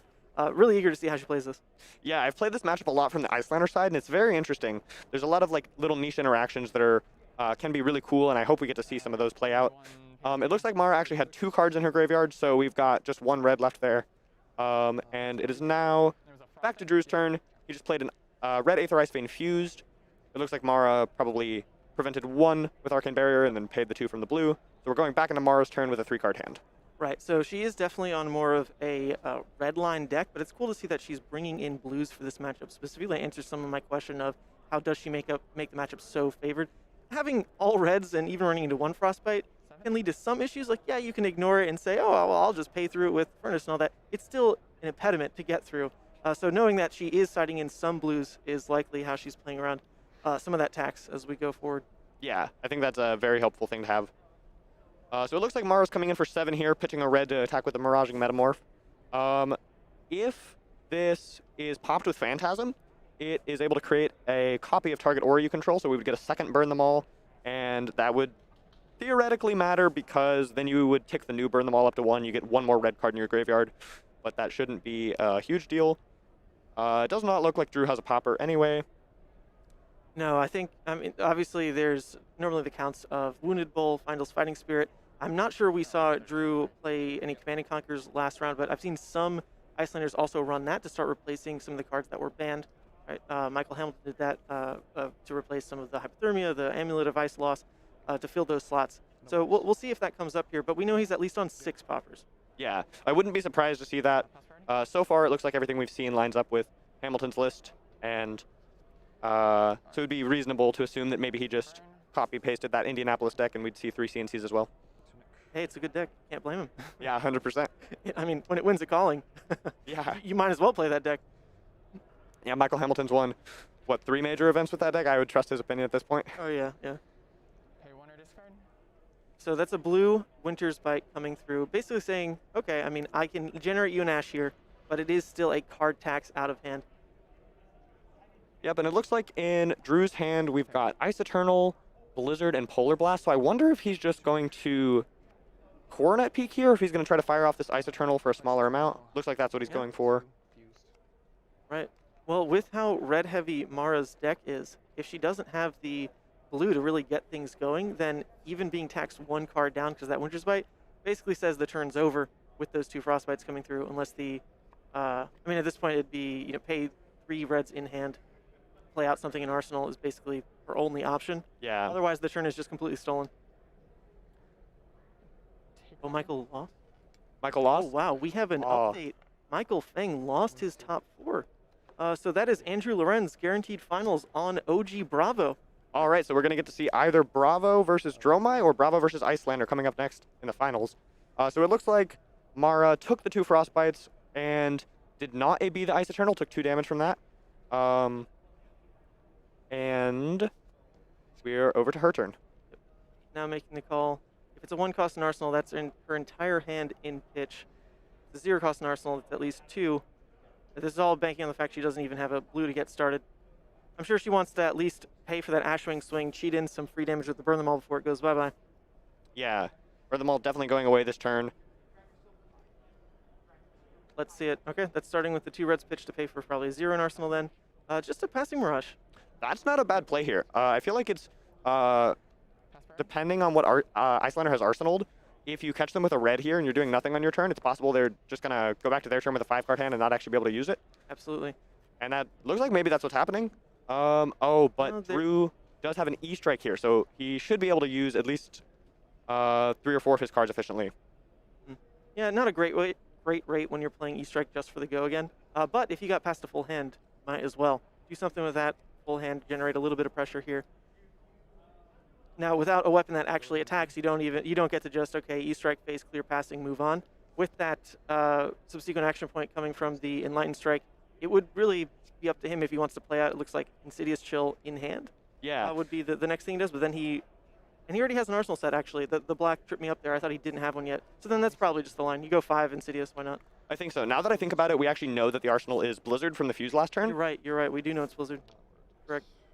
which makes Mara's play even better. She also knew it was Blizzard, so if Drew did not have an E-Strike here, Mara just playing an Aura and passing could have been a sort of an IP penalty, just forcing him to not use 1 or 2 of his cards. Break the Embers, pretty important card to start playing out in this matchup, just to give you the option to pay into AB if that's how you want to start governing your turns. Generating the Ashwings as well, now without Hypothermia, is a pretty safe way to get damage through. Yeah. Because yes, we know she has to play through the Blizzard at some point here, but without the responsive, I'm just going to hype you and stop this entire array of like 4 and potentially even more Ashwings as the game goes on. Definitely feels really good. She just doesn't have to worry about that. Oh, and we've got a Themai too, so 2 very key cards coming in on this turn. It looks like Mara used the Furnace to generate 2 resources and spending those on the Themai. So now Icelander is in a spot where we have this board of dragons developed. So for every turn of the game, it's now on Icelander to find some way to stop the board from attacking. And like you mentioned, Hypothermia was one of the best ways to do that in the past. So now she's got to find a Popper or some arcane spell from Arsenal to take out a dragon each turn, or else the Icelander is going to be facing down a lot of damage. Yeah, this is great. I mean, we'll see if the Metacarpus really comes through then to be the way to answer Themai. Drew also hasn't drawn into Scars yet, Scars being just a very clean way to clean up that 4 and go on with your life. He at least has the option here to attack with Findles if that's how you want to do it. Sure, you're wasting damage there, but if Themai is really going to lock you out the game, then you'll take that trade. Just slow down the game a bit. I wonder if Drew will take enough damage that he could potentially gain a life back from the Findles, or honestly, I wouldn't be surprised to see him pop with it if Mara starts swinging the board, and then maybe actually we'll see the interaction we talked about earlier where you use the Ice Bolt and pump it with the Node to kill the Themai on his own turn. Could be. Yeah, likely the Metacarpus just goes, just has that one use. It's not like you're waiting for the big pop-off turn, get too greedy with it, where I'll kill a Themai and use it to pump a spell that's going face. No. It's there for one reason. You just turn the 2-card hand of Ice Bolt into it kills a 4-health dragon, is what it is. Did its job. Yeah, it looks like Drew is opting to take the damage from the dragons this turn, go down to 23, so he will be gaining the life from the Fiendal, assuming he's attacking with that. Yep, and he's going to be arsenaling the Ice Bolt. Themai is down, now just 3 Aether Ashwings to worry about. Mara does also have the Passing Mirage in play still, so that is a kind of guaranteed damage every turn. Right now it's just guaranteed 1 going through, but if she develops bigger dragons, that could become more and more of a concern. Right, yeah, I know for a fact Dark Odious, Noah, a big Dromai player, he claims playing out just even a singular passing in the Icelander matchup is just a high priority. It's not necessarily always a blue in hand, because the first time you see it, you want to make sure it hits the board. It's harder for Icelander to be able to clear that thing unless they sacrifice an entire hand that would have otherwise, you would hope, throw 8 at your face, instead just pop an aura past. Yeah. Buys you a lot of room. 100%. So it looks like we've got a Yindarai in play now, as well as a Skittering Sands Ashwing, so that's going to be coming in for 4 this turn if it attacks. And so now Icelander is in a tricky spot. The players are on even life totals. Icelander does have a chill on 3, but there's quite a big board of dragons developing here. So it'll be interesting to see how Drew manages this. He's definitely going to be looking to try to get some Aether Ice Veins off to make use of that chill, but he's in a tricky spot. He needs to find an answer to this board every turn. He can afford like 1 or 2 tanks to the face, but he's only got so much time left. Absolutely. Well, there is the popper, so if he lets that Yindarai through and the Ashwings potentially is able to at least pop the one that's coming in for 4 later in the turn, that's got to feel okay. Of course, ideally you use your poppers to clear something other than an Ashwing, but with that 1 coming in for 4, we'll see if he calls that trade worth it. Yeah, it might be the best he can manage. He does have the Ice Bolt in Arsenal, so it's possible we'll see the Ice Bolt actually fired off on an Ashwing so that he can attack with the Wounded Bull. Super fair. Yep. Because that effectively ends the turn as well. You're not popping it, but you're killing it before the go again resolves. A lot of ways to disrupt wide swings. Yeah. So I believe Mara has 1 card in hand. We're still thinking on the Yindarai attack. It is worth reminding everyone that the Yindarai does not have Phantasm because of the Passing Mirage. Where's my little Tile Shard pop up when I need it? Yeah. Glancing bottom left. All right, passing trigger. Nope. There you go. Okay, leading immediately now. So it looks like Drew took the 3 damage. I believe he is down to 24, down to 21. And we've just not updated the life totals on screen yet. We've got the Ashwing coming in for 4. So I would expect Drew to either try to pop with the Wounded Bull here or fire off the Ice Bolt. Yep, looks like he's targeting the Ice Bolt, or targeting the Ashwing with Ice Bolt. Calling as it should. Layer step here, so no go again resolution. Yep. That just ends the turn. Protects 4 life there. Sacrificing throwing damage at face, but hey, that's prevented 4. And 2 cards to do it. So not exactly as effective as just a defense reaction, but also it contributes some board clear. So Mara is down to 3 Ash Wings in play, moves to Arsenal, and then we are back over to Drew. He's going to throw the Wounded Bull, and he's got 2 Arsenal options here, either an Ice Eternal or a Channel. So I would not be surprised to see the Channel go into Arsenal there, and he's got Tunic up. So this is actually a really good way for him to potentially buy some time, especially if Mara is trapped with all reds for a turn or 2. He can fire off the Channel, use the Tunic resource to Waning Moon for 3, and that can buy him some space to hopefully find some Aetherized Veins and use that chill to chip Mara down. Oh yeah, love seeing that clean use Tunic enabling curves that otherwise don't work off 4 pitch plays like that Channel into Waning Moon. This is, I mean, Channel is one of the disruptive pieces that's still around to affect wide boards with Hypothermia gone.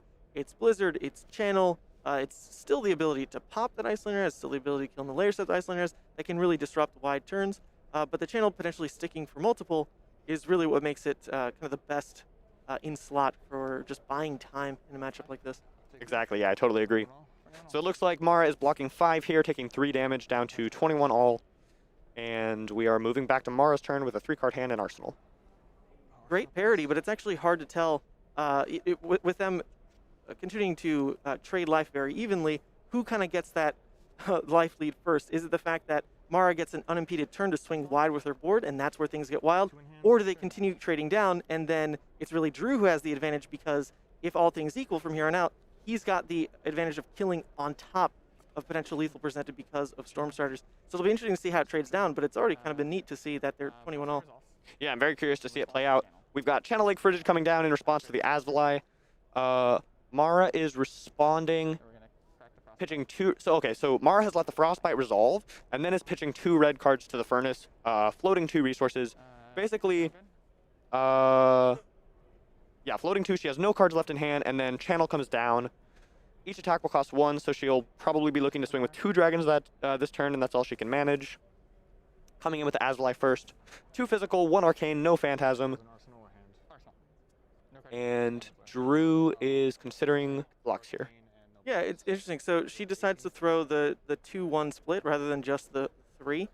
This is basically forcing Drew to make that call now of what he's using his floating resources for. Is it to soak that arcane, or is it commitment of, I will use those now on Moon? Yeah, I think that play makes sense for Mara. Drew has to go, he has to basically lose value if he does not use the Tunic to Moon. So by that logic, he's essentially tapped out, and then, like you said, the Asvali is harder to block cleanly with 1 card. Yep, so Drew is now firing off the Moon. It looks like we're going down to 18 all, so again, life total parity. Just Maintaining that parity, very interesting. We've got the Blaze Headlong coming in for 4, and Mara has no cards or resources left, so this will be the last attack of the turn. Looks like Drew has taken it down to 14, and we are back over to his turn. Yeah. So things staying equal here, it kind of does show the power of what a passing can do sticking on the board. Because if Drew says, oh, I want to take an off turn to kill it, well, then you get behind on the trade.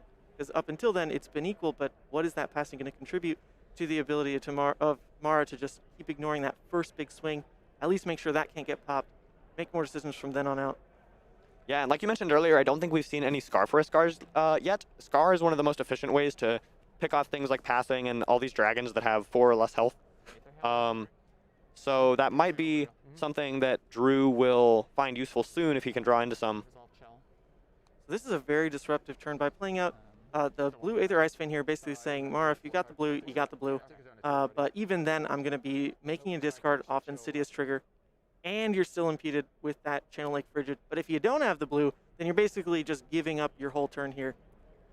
Yeah, I'll be very curious to see. Oh, and Okay, she does have the blue. She does have it, so she's able to, at this point then, keep 2 cards in hand, which is enough. I mean, hey, if it's a red, that's still just a swing of something. If Yeah. it's blue, she can go a little bit wider. Yeah, if she has 2 blues here, that'd be great for her. I guess she'd still need a red to kick things off, make everything have go again. That is true. That'd be the ideal 2-card hand, a blue and some red with go again or no action point. I can't tell what's in Mara's hand right now. Yeah, wish we had that camera. Oh well. Looks like she is just pitching the red to attack once again with Asvali for no Phantasm, coming in for 1 and 2. Drew does have a popper here, but it's not going to matter because she only gets 1 attack and it does not have Phantasm. Slightly unfortunate for him. Confirmed. Now we know that he does have the CNCs in deck, so Right, good point. That's 9 poppers total then. Yeah, so several still left hanging out in there. Yeah, what have we seen? I think we've seen 4 total now. Was it like 2 bull, 1 finals, now a CNC? That sounds perhaps? right to me. Sounds about right. Fused, trigger. But why do you need poppers when you can just keep throwing Aether Ice Fans like this? Yeah, this is what Drew needed to kind of take use of that Insidious Chill. The channel bought him space. He's now played 2 Aether Ice Fans, so he's coming back into this game. He's holding the CNC in hand. I assume he's going to be pitching this Frost Text to Waning Moon, so he's actually going to hang on to the popper, which is nice. Also of note, he's going to be able to pitch 2 ice cards this turn, so his channel's actually going to stay around a whole nother turn cycle. That's awesome. Getting more and more value out of channel, just proving why it's so disruptive. That wide board is just taxed out of effectiveness on Mara's side. She spent a lot of time developing it, but is not really reaping the benefit of it for these past 2 turns into even a 3rd here. Yeah, at this point, the channel has really become the card of the match. Sticking around for this long, Mara has had to spend several extra resources, not only resources, but in a deck with so many reds, several extra cards just because of this channel effect. So the Aether Ice Vein resolved. We're now coming in for 2 with the Waning Moon, and Drew is going to be passing after that with the CNC still in hand. Looks like Mara has 2 cards left in hand, considering what to do for this Waning Moon. Yep, if she knows she's slowed down enough that she can't really pay to swing this entire board, then you might as well start saving life. You want to save life, though, with those blues. Just losing a red here, sure, gains you an ash, but still leaking damage through life, almost the same. Yeah, so we are back to Mara's turn. She's got 1 card in arsenal, just the 1 in hand. So I wonder if we're just going to see the same thing we saw last turn with the 1 dragon swing pitching a red. Yep. Well, if that is what she does, then I believe at this point we know Drew has a damage spell in arsenal. I think it's an Aether Hail. Someone in chat said it is. I'm a trust him on this one. I forget. I believe it is, yeah. If that's the case, then if Mara really does reveal that it's all just a red in hand, she's going to pitch it to swing, then Drew gets a big window to just smack face. Why not? Because you know the turn is nothing more than that 1 dragon swing. Yeah, he's got another E-Strike here. Several options. Unfortunately for Drew, it looks like he has a red Aether Ice Vein in his hand, but only 1 blue card. And it looks to me like that blue card is a Channel Lake, so kind of unfortunate. Several cards that he'd probably like to utilize and fire off in this matchup that he may or may not get to in this turn because he's drawn them with 2 red attacks. I'll be very curious to see how Drew navigates this. Feels like an important turn cycle. Absolutely. Yeah, imagine if it really was 3 Ice Veins back to back to back. Not exactly going to be the case here. Mara just saying pass, though, instead of showing what card in hand that was. So Drew, with 4 cards in hand, once again, on this kind of pass, he's been fortunate enough to have the E-Strike to really make these hands still playable. Yeah, so I wonder, it seems most likely to me that he'll probably go E-Strike, go again into attack with the CNC. Yep. He could choose to attack a dragon with the CNC if he wants to. If he attacks the Yenderai, that would be enough to kill it through the endurance counter and the additional 3. Or maybe he's just going to swing 11 at face. Honestly, he's made this game very close. Mara's life total is low enough that she is in potential danger of just a Strider's kill, especially Drew still has the node left. He's got actually quite a lot of reach here. Yeah, it's a good point. Because he wasn't forced in a position to really use Metacarpus early to kill a pesky Themi, he just instead threw 7 at it. The flexibility now of keeping Metacarpus around to have better reach for these endgame kill scenarios is really, really impressive because the life is the life's really getting low here as we approach, I believe, the start of turn 9 once we pass tomorrow. Yeah, very well navigated match by Drew. I feel like both players have been playing very well. It looks like the CNC is just coming in at Mara's face, so it is 11 all, again with the life total parity, walking all the way down. CNC is coming in for 6, and Mara is considering blocks. Absolutely. Sorry, let me try to handle an internet issue real quick. No worries, you are good. Looks like Mara is blocking 3 here, taking 3 down to 8. And her arsenal has been destroyed by the hit trigger, so she really wants to keep whatever those cards are in hand. It was a Billowing Mirage red destroyed from arsenal. We're going over to Mara's turn. Turn 9, she has... Oh, careful. Oh, not turn 10. This thing's a little finicky. Let's go back in time. Rewind. Turn 9. We're good. Looks like internet also stabilized, so perfect. We're right back where we want to be. Awesome. Mara, not sure if she's right back where she wants to be, as this game is really looking like not the... I mean, she went into this with a lot of confidence, like I mentioned in her interview in round 7, talking Icelander free matchup. Give me that matchup any day. She did win it in top 8 or in round 8 to make sure that she ended up here. But this isn't looking like the one-sided matchup that she's at least speaking it to be. I think Drew is just playing really fantastic and making really great decisions, and also has, I mean, hey, the disruption that he's had has been back-to-back, and it's been as you want to draw it in this matchup. Yeah, I think Drew's been playing really well. His deck has helped him see some of the tools he needed to kind of get Mara down low enough that she's now in what I would call the danger zone. He could potentially find an arcane kill here at any point. I believe it is still the blue Aether Hail in Arsenal, so that represents up to 3 arcane with the Metacarpus node. So There's a blue Emeritus in hand as well. Like, Ooh. if you're really going for the tall reach, this that could be is it right now. basically the most damage you could ask for, right? Aether Hail is what, base 2? Correct, yeah. Up to 3 with Metacarpus. So then you've got 8 total with the Emeritus, and then another 3 with Waning Moon for 11.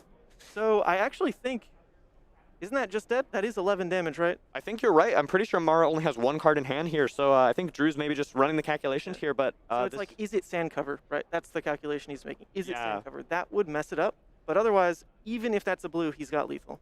Yeah, I don't think we've seen any sand covers so far. I actually don't know if they're in Mara's list or not, but he definitely has the resources to make that play if he wants. So it looks like he's taking the Ravenous Rabble down, trying to see if he can bait that last card out of Mara's hand to ensure that he has the kill. She is going to start attacking with the dragons, and I'll be very curious to see what Drew does. I wonder why not just at least respond with Aether Hail, right? Give the Frostbite to kind of force Mara to show on that Frostbite, what do you do? I agree, yeah. Right.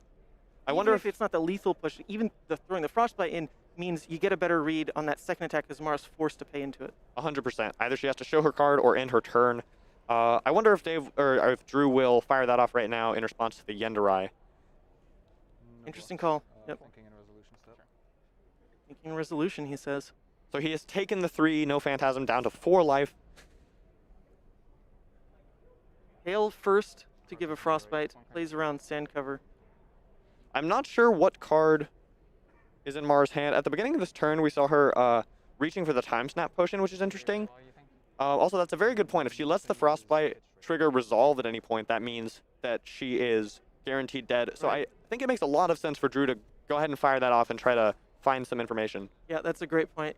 If that resolves, then it's definitely not a sand cover. So yeah, the Frostbite there is just the perfect read on whether Drew wants to go for lethal.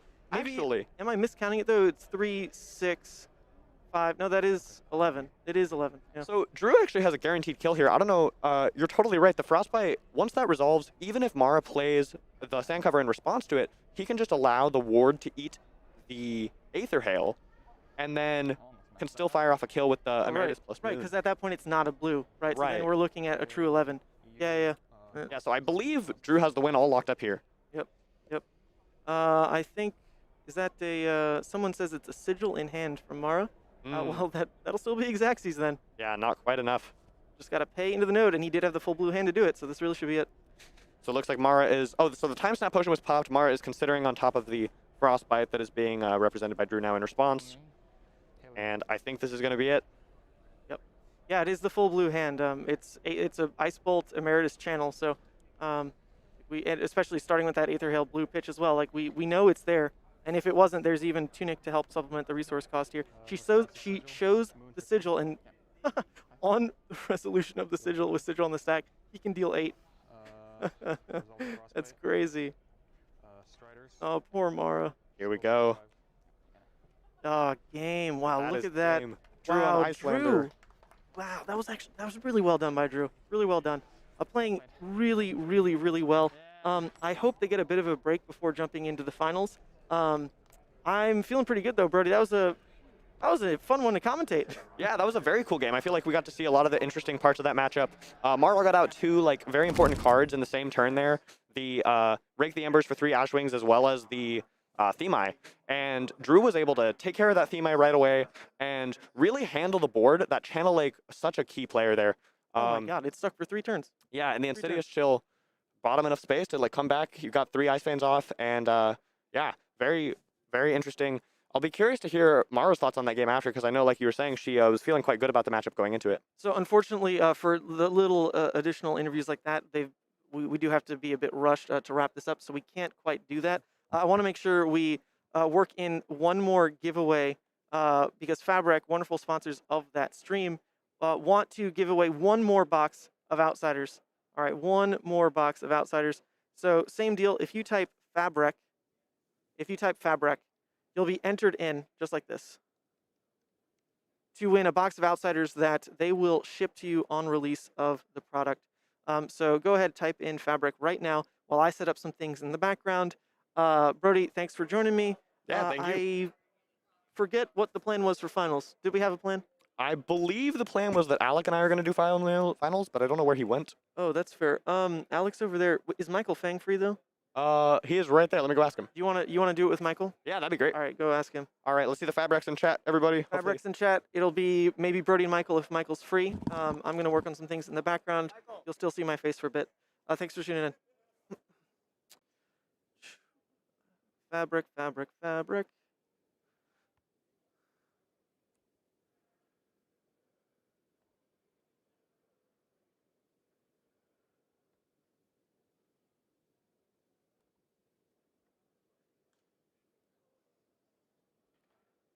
Try to fix some things.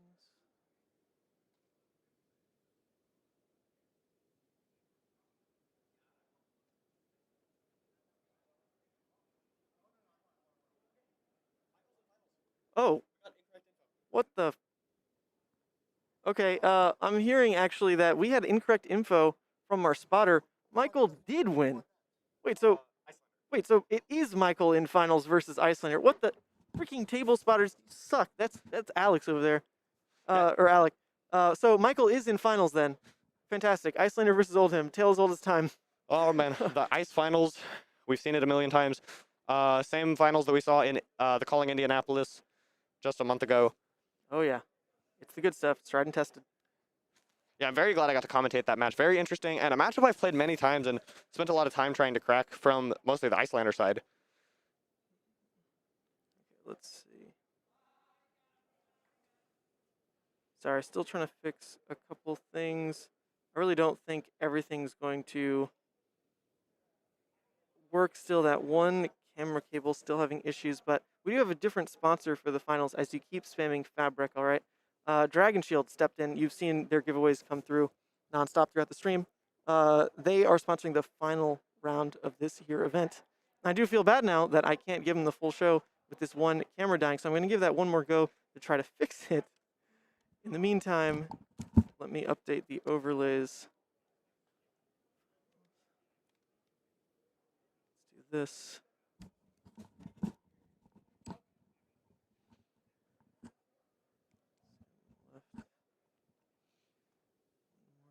Right.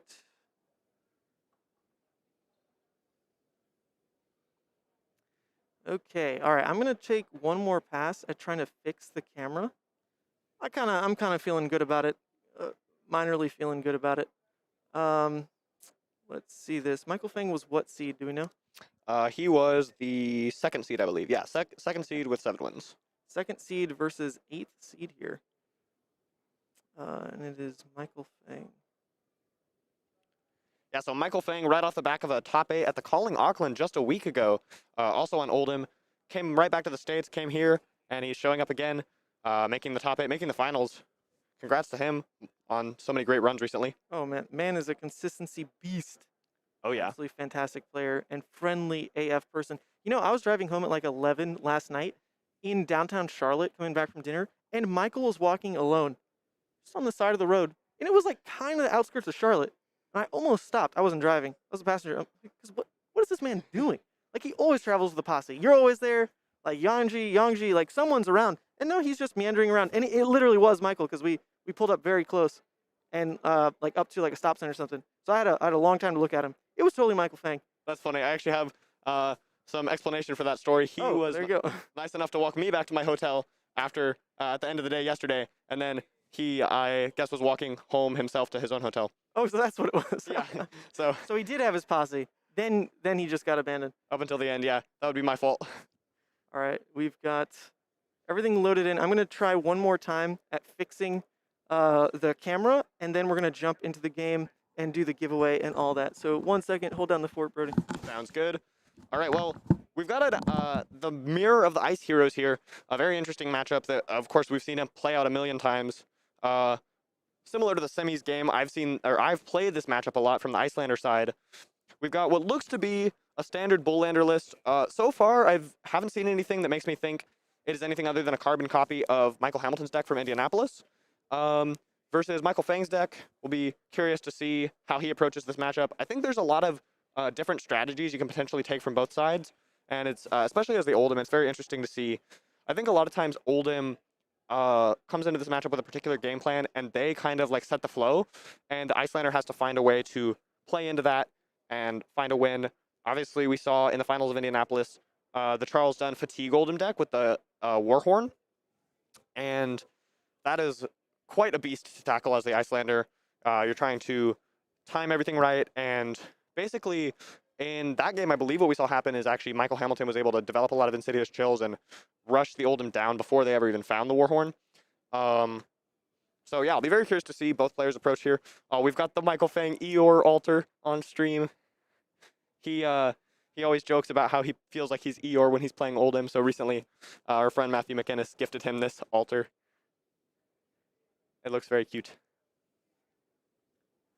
I'm not sure yet which. I think these players have already rolled for who's going first. I don't know who won or who chose what, but we're getting set up.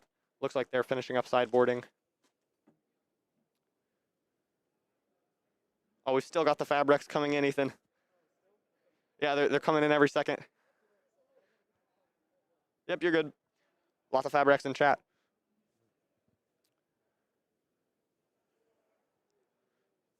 So yeah, it was a really interesting top 8. We had 2 Icelanders.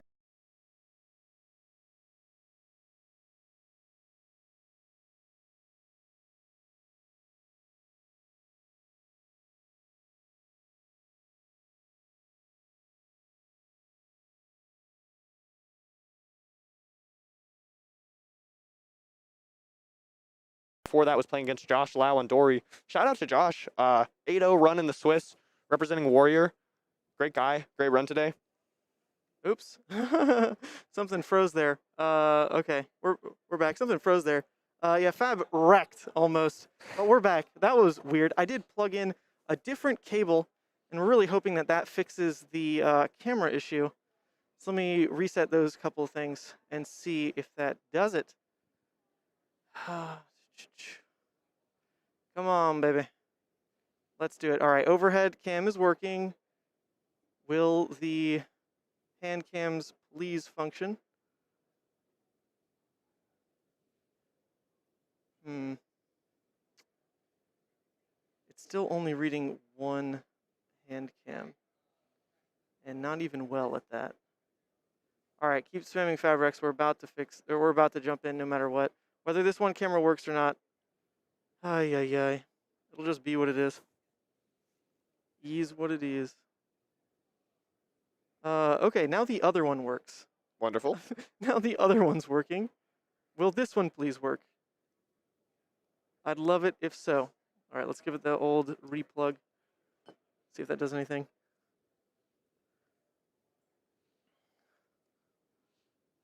Come on. Come on, come on, come on, come on, come on. Wow, this is a really odd experience, folks. Not gonna lie, the fact that like the altering cameras now decide to work or not is very interesting. But you know what? I want to give Drew the spotlight since we didn't have the face cam for him. It looks like only one is really gonna work because we do need to kind of just jump into it. So it'll just be what it is on that one. Let's pull that winner for FABREC. Ready? 3, 2, 1. Box Outsiders. Who gets it? Endrazar. Endrazar has won the giveaway. Congratulations, congratulations. So now go ahead, type winner. Type winner. Or sorry, I'm typing this winner for you. It's been a long day. That's all the information you need to get in touch with me and organize this free box of Outsiders brought to you by FABREC. They were the sponsors of Top 8, sponsors of Top 4. Fantastic people. Really useful website that's still adding more and more features as the players set up. Let me rattle off a couple of these amazing features that FABREC has got on their website, fabric.gg. All right. So, shoot, sorry, this is actually like a lot of text to read. Let's just go down the list. Look, FABREC continues to grow with over 60,000 unique deck lists analyzed. They're constantly updating and have a lot of great features planned for further this year. They're constantly upgrading, right? They were created by the team that made EDHREC, a site that's really important for Magic players, right? It helps them a lot with, I believe, the deck building and Commander. So that shows their dedication. It's a product that's lasted the test of time through all of up to now in MTG. So that's the dedication that they're also showing to Flesh and Blood. Just a great team. And of course, the deck lists from this event are also going to be posted on FABREC. Oops, I'm screen sharing still. Oops. Let me get that off there. Let me get that off there. That was the notes I had. Well, you kind of saw the notes. Is what it is. All right, let's jump into the game now. This game brought to you by DragonShield. Fantastic sponsor. Once again, we've got a giveaway for the Blue Yeti coming at the finals here. This is the Blue Yeti that was part of the announcement of this whole like sponsor process and that whole thing, just to celebrate the kickoff of that. This is the old mic that I used to make a lot of YouTube videos. Very sturdy. Why not? It's a Blue Yeti. It's where a lot of people start in their content creator journey.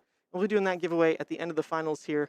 Thanks for tuning in, everybody. Let's jump into this game and hopefully see some great play. Yeah. We know Michael's fantastic. We've been proven that Drew is playing out of his mind as well. Let's take a look. I think we're set to have a fantastic finals here. Two heroes that have been, of course, dominating on and off for quite a while this year. Two players that have proven themselves. And it looks like Michael is going first, leading us off with the Tunic tick up.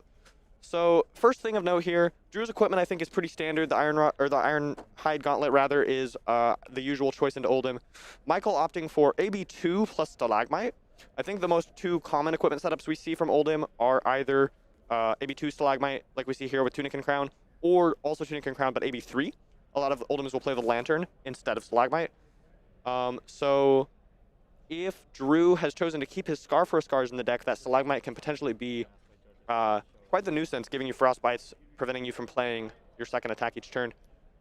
Yeah, so this is actually the third iteration of Oldhim equipment suites I've seen playing this matchup out today. We saw an Oldhim that opted for just one AB, played very aggressive to the Icelander, and actually really took away the win pretty quickly by just having those just the 3-card 8s, right? Not necessarily a great rate, but coming out of a Guardian turn after turn really amounts to a lot of pressure. Michael's doing something a bit different though by adding that second piece of AB. What does that tell you? Is he actually trying to slow down, or is he still trying to play really aggressive? I think that he's still playing relatively aggressive, maybe just making the most optimal trade each turn, just playing to the math, basically. I think that if you see AB3, that suggests that maybe they're potentially on the fatigue build, trying to take the game slower. I think when you see Stalagmite like this, it at least tells you that they're not going for the Warhorn fatigue game plan. Right. And they're somewhere more in the middle. For anyone wondering, it looks like Michael showed it briefly there on stream that Cracked Bauble that was pitched was a proxy for the Heart of Fiendel. Just get those proxied by the head judge because they are rainbow foils and you don't want them to like be bending at all and making cards marked. Oh, come on. Why not just full foil the whole deck? That's what I do. I mean, that's the I alternative. go the other route. That is a totally fair alternative. This is just an Insidious into Moon play. That's a pretty strong opening from Drew there. Finding Insidious Chill on turn 1 is really nice. It's a very good card when you can manage to use all 3 counters on it. So getting it out early gives you a much higher chance of doing so. I think a lot of times once you're down to 20 or less life, trying to get one out can be very dangerous if you don't find the Ice Veins after that. So Drew's got to be feeling good here. Insidious Chill, firing off the Waning Moon after that. Yep. Well, setting up the Insidious, right? If Michael's plan really is to go for Disruption, go for high damage, the opportunities to keep 2-card hands to play out Insidious just they're so far and few between as the game goes on. So really great to just be able to have the room, play that out here. And now as we do see Michael's more aggressive suite come out, like this 3-card 10 with Thunderquake, there is still just a permanent in play that Drew doesn't have to fight to buy room to play anymore. It is just there. It'll be there to be as disruptive as possible off the back of those Aether Ice Veins. Perhaps it all culminates into a singular kill turn. We'll see how he uses it. Yeah, so Michael's slamming on the gas here. 5 damage leaked, turn 0. Coming in with a big red attack now, and we are back to Drew's second turn. He's got a Wounded Bull for 8. Looks like just 1 card in hand. So something interesting in this matchup is very often when there's just one attack like this with 1 card held in hand, the Oldhim will Ice React that card and put it back on top so they don't have to worry about anything coming out of Icelander's arsenal. So I'll be interested to see whether Michael opts to go for that here. Absolutely. Yep. It's sacrificing 1 card.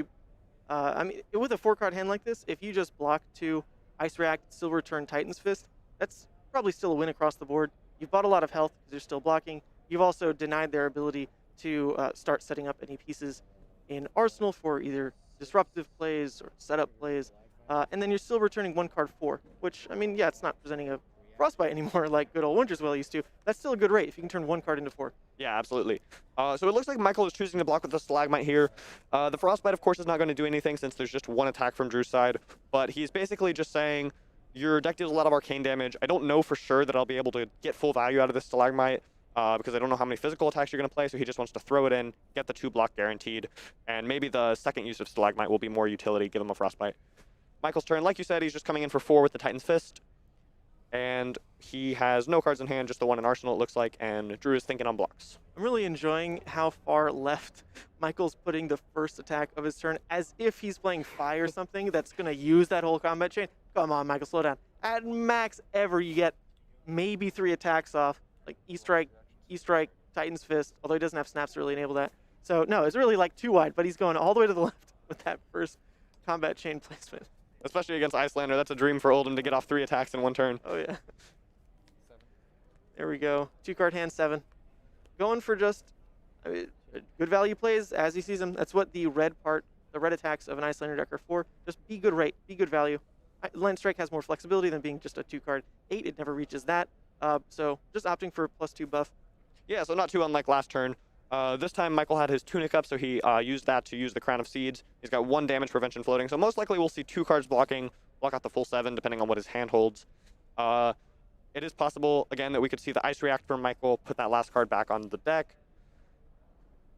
It looks like his hand is red Glacial Footsteps, 2 Ice Blues, this Spinal Crush, and some other red card, I think. So he's blocking 3 plus the Crown, taking 3 damage down to 35. It looks like he's not going to use the Oldhim, or Eeyore rather, ability. What a cute little altar. Yeah, I love it. Do you know the impetus of like that whole meme? Like where did it get its origins? I really think it was just Michael. He talked about how like a lot of times when he's playing Oldhim, he feels like Eeyore, or like I guess maybe it started when some of the bans were happening for Oldhim. When he lost Winter's Wail, he posted the gif of Eeyore's gloomy place. Oh yeah, yeah.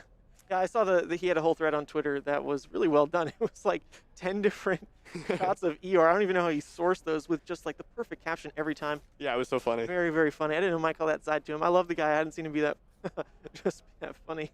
Yeah. I thought it was great. Yeah, he's very serious when he's playing Flesh and Blood. Very friendly still, but then very, very funny, goofy guy as well. And I mean, overall, what's this culminate to? He's just a consistent player across the board. He can have his fun. He can take the game serious. At the end of the day, he also just plays really well. Across the board, he made, was it top 8 you said at Calling? Yeah, made top 8 at Auckland. Top 8 at Auckland, right into at least the finals of a weekend, a tournament just the weekend after. Incredible. He doesn't take a break, does he? One of the strongest players out there. He knows this Oldhim deck like the back of his hand. He's played it so many times, placed with it in tournaments so many times. I believe he's now in the finals of the Battle Hardened, so he's secured himself yet another PTI this weekend. Oh, yeah. Yeah, actually, great thing to point out. Both players now have walked away from the event, win or lose, with a PTI in the bank. Only 2 on offer at these Battle Hardens, and they are in the pockets of Michael Feng and Drew. Well done, players. All right, so we are back to Drew's turn. Same thing, same old thing. We're attacking with the Fiendals this time, so we're going up to 24 life. This time the card is already in Arsenal, so there's no option for Michael to Ice React it away. It looks like he's got 2 Command and Conquers in hand on the Oldhim side, as well as what I think is a Rouse the Ancients and some other red card. Sorry, I'm going to edit one little thing here. Yep, Don't all mind good. me. That Insidious Chill is still sitting at 3. I don't believe we've drawn any Aetherized Veins yet, so just hanging out, waiting to see some of those. It looks like Michael is blocking 3. Oh, and the other red was a Sink Below, so cleanly blocking the 7, going back to his own turn. I wonder if he'll just be firing off the CNC here or something. Yep, there goes the CNC coming in for 6. Michael has 1 resource floating to deal with any potential shenanigans from the Icelander's arsenal. And Drew has a Sink Below of his own in his hand, so that is actually very awkward into the CNC. Most likely it just ends up getting used as a red pitch or sandbagged in hand. It's one of the worst times to see it. Ideally for Drew, he is able to put it in his arsenal. That's like the best outcome here if he can play whatever's in his arsenal, use the other cards efficiently, set the Sink Below there. It looks like he's got 2 Ice Eternals as well as a Polar Blast, I think is his hand. I'm not actually sure what his arsenal card is. So we will find out. Yeah. Now, luckily here for Drew, there is no threat of just the Tunic Pummel curve off the back of these CNCs, which we know all too well. Soon to be potentially Pummel Amnesia. I'm not sure you saw that new card yet. It's another 2 for 6. Red 3 block, Majestic, with a new on-hit effect. I did see that. It's like CNC number 3. CNC number 3 now. Erase Face, it wasn't 3 blocks, so it's not getting played enough. All right, let's do another 2 for 6 on-hit and make it 3 block. Why not? Yeah. So it looks like This makes sense. Drew blocked with the 2 3-block cards. He picked up his arsenal for a moment. I believe it's an Aether Ice Fane. So I think basically the situation here is he cannot block with the Sink Below. If he blocks with the 2 3-blocks, he can no longer play the Aether Ice Fane and fuse it because he only has the 1 Ice Blue. So he's opting to just Coronet Peak instead, hang on to that Ice Fane, and just unfortunately sandbag the Sink Below in hand. This makes sense because he really needs to get that Insidious Chill off. The Aether Ice Fane is a very critical card here for ticking down that Insidious Chill, making use of it. So it looks like Michael is paying with the Autumn's Touch. We're back over to his turn. Absolutely. And yeah, so we know about Sink Below in Drew's hand. I believe it was a yellow Aether Ice Fane in his arsenal, but I'm not confident. And Michael is tapping out for a Cranial Crush Blue. So this is, I mean, at this point, not red rate on this 3-card hand, still 8.